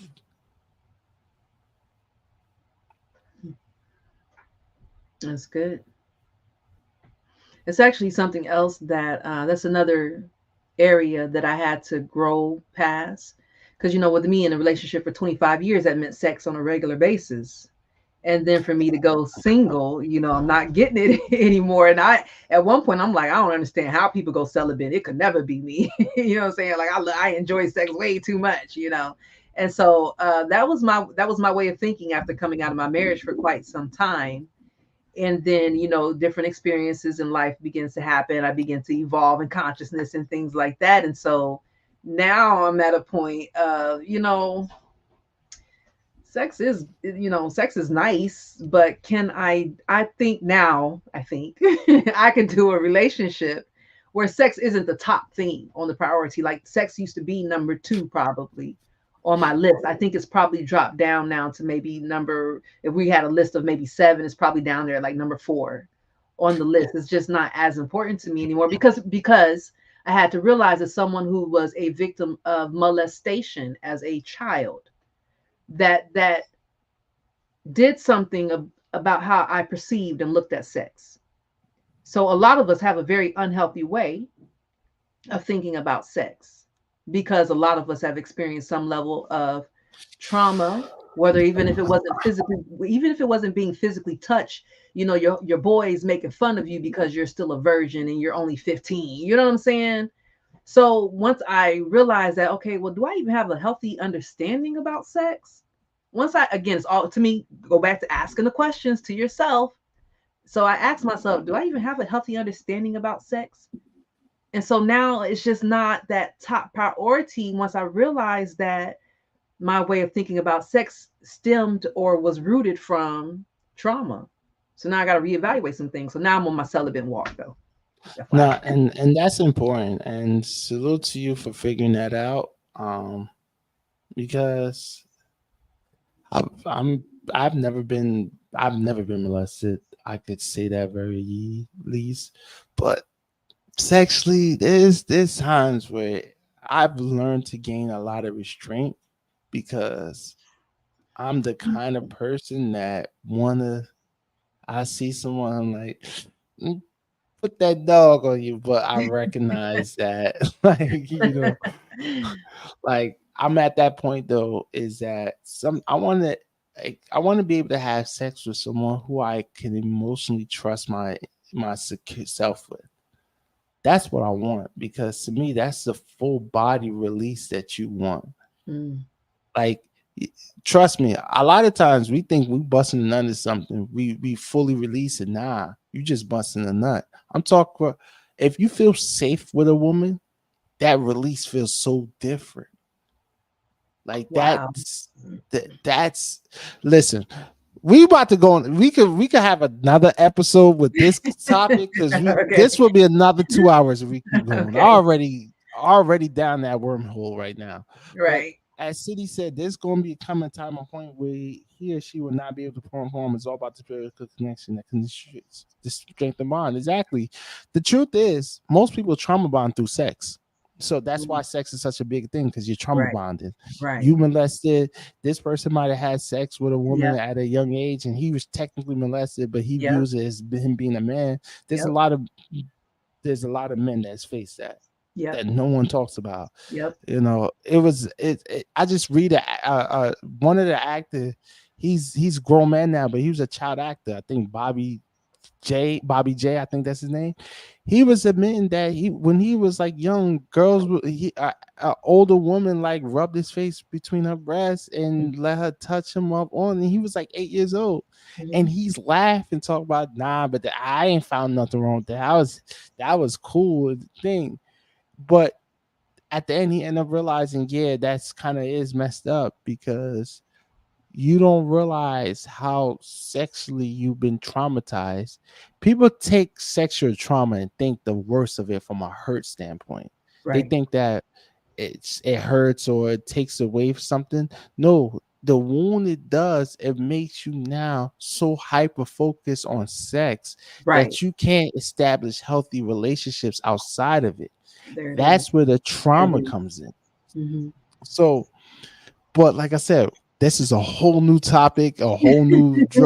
I think we should come back in another 2 weeks or so Okay. and just talk about emotional maturity inside of sex, and that's something to that effect. Because I Yeah, think sex is a really deep topic. I it really want to is. talk. Yeah, so we can definitely get into that one. I would love that. Yeah. And I want to say something to City. I want to be clear. I know the idea of you said average type is great. To me, I don't like average as a word personally. I hate the term average because average is just average, right? I want excellence in my life. Now, I get it. I one thing I tend to disconnect is to the European standards of what beauty is. Mm. So to me, beauty is just beauty. I could look at a person and be like, "Oh, you're beautiful," and somebody might say, "Oh, nah, she's average." I'm like, "That's you." Right. I don't have. I'm All subject. tired of. Hmm. Nah, I see beauty in your eyes. I don't need perfection.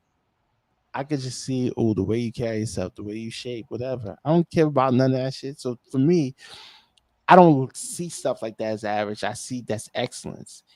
Even if you quote unquote is average type, to me that's not average type. But I get it. But I get what you're saying It says, in the sense of seeing past their beauty and physical composition. I get what you're saying. I just don't like the term average. So I get. I think that's just a me. Yo, I yeah, literally just that's the like Dr. yo. Love thing. That's just a me thing. Like I hate the word average. To me, average is just good enough. Like I don't. I never like the idea of being good enough for anything. But that's just a Like you me say, thing. being that people's standard of beauty is subjective, it's all subjective, That's true. so someone will look at someone like me and think that I'm average, right? Yeah, and to me, my thing is that's your standards. Right. Keep that shit to yourself. Like that's respectfully. But Respect. I'm gonna be honest, I'm getting tired, and that's where my Okay, silly nature is coming on. So absolutely. let's definitely get cut this going. But yo, Certainly, we can city, do that. So, thanks. any last minute words of advice or conundrums or tips? We just had a conversation, and now you're talking about tips. But no, No, no I'm just last minute conundrums. no, I got you. I think I said a lot. So just make sure you take the time for yourself, do the healing, do the work on you. Don't hold yourself to unrealistic expectations in your healing journey. Be grateful for where you are, know the destination, and be okay not getting there, but know that you'll be there soon. Peace and love. Excellent. And I'm going to say that emotional intelligence and maturity is to be self aware. And there's different levels to this, I'm realizing, but work on evolving in that area of self awareness or emotional maturity, intelligence, and things like that, so that you can operate more effectively in your world and in relationships. But we want to thank you all for your time and for being such engaged guests. All And right. we'll have Dr. Love Jones back again in a couple of weeks so we can continue our conversation around sexual maturity. Sounds I like might be say the topic. I say emotional maturity with sex or in the framework of sexual maturity Okay. or a sexual quoting. I like the idea of sexual quoting Ooh, because that's good. I like oftentimes that. because I think there's IQ, EQ, there's spiritual Hmm. quoting, there's SXQ. Let me text It's a that to you sexual right Q. now so that we will make sure that we have that title saved. I don't know Oh how you spell yeah. quotient, but you know what I mean. I And so I got that yeah. texted to I you. already know.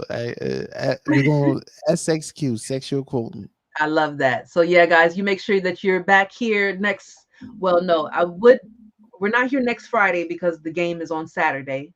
Tap in for the game. Tickets are available on Eventbrite. I still need a couple of more eligible bachelors, at least one more. So if you know anybody who is interested in just having a meal with a lady, send them my way. It's an amazing, great time. Most amazing chef in Orlando. So make sure that you're tapping in. All right. But in the meantime, I want you to remember that life is a journey, not a race. Do it with love. It has a sweeter taste. Until next time, guys. Peace and love.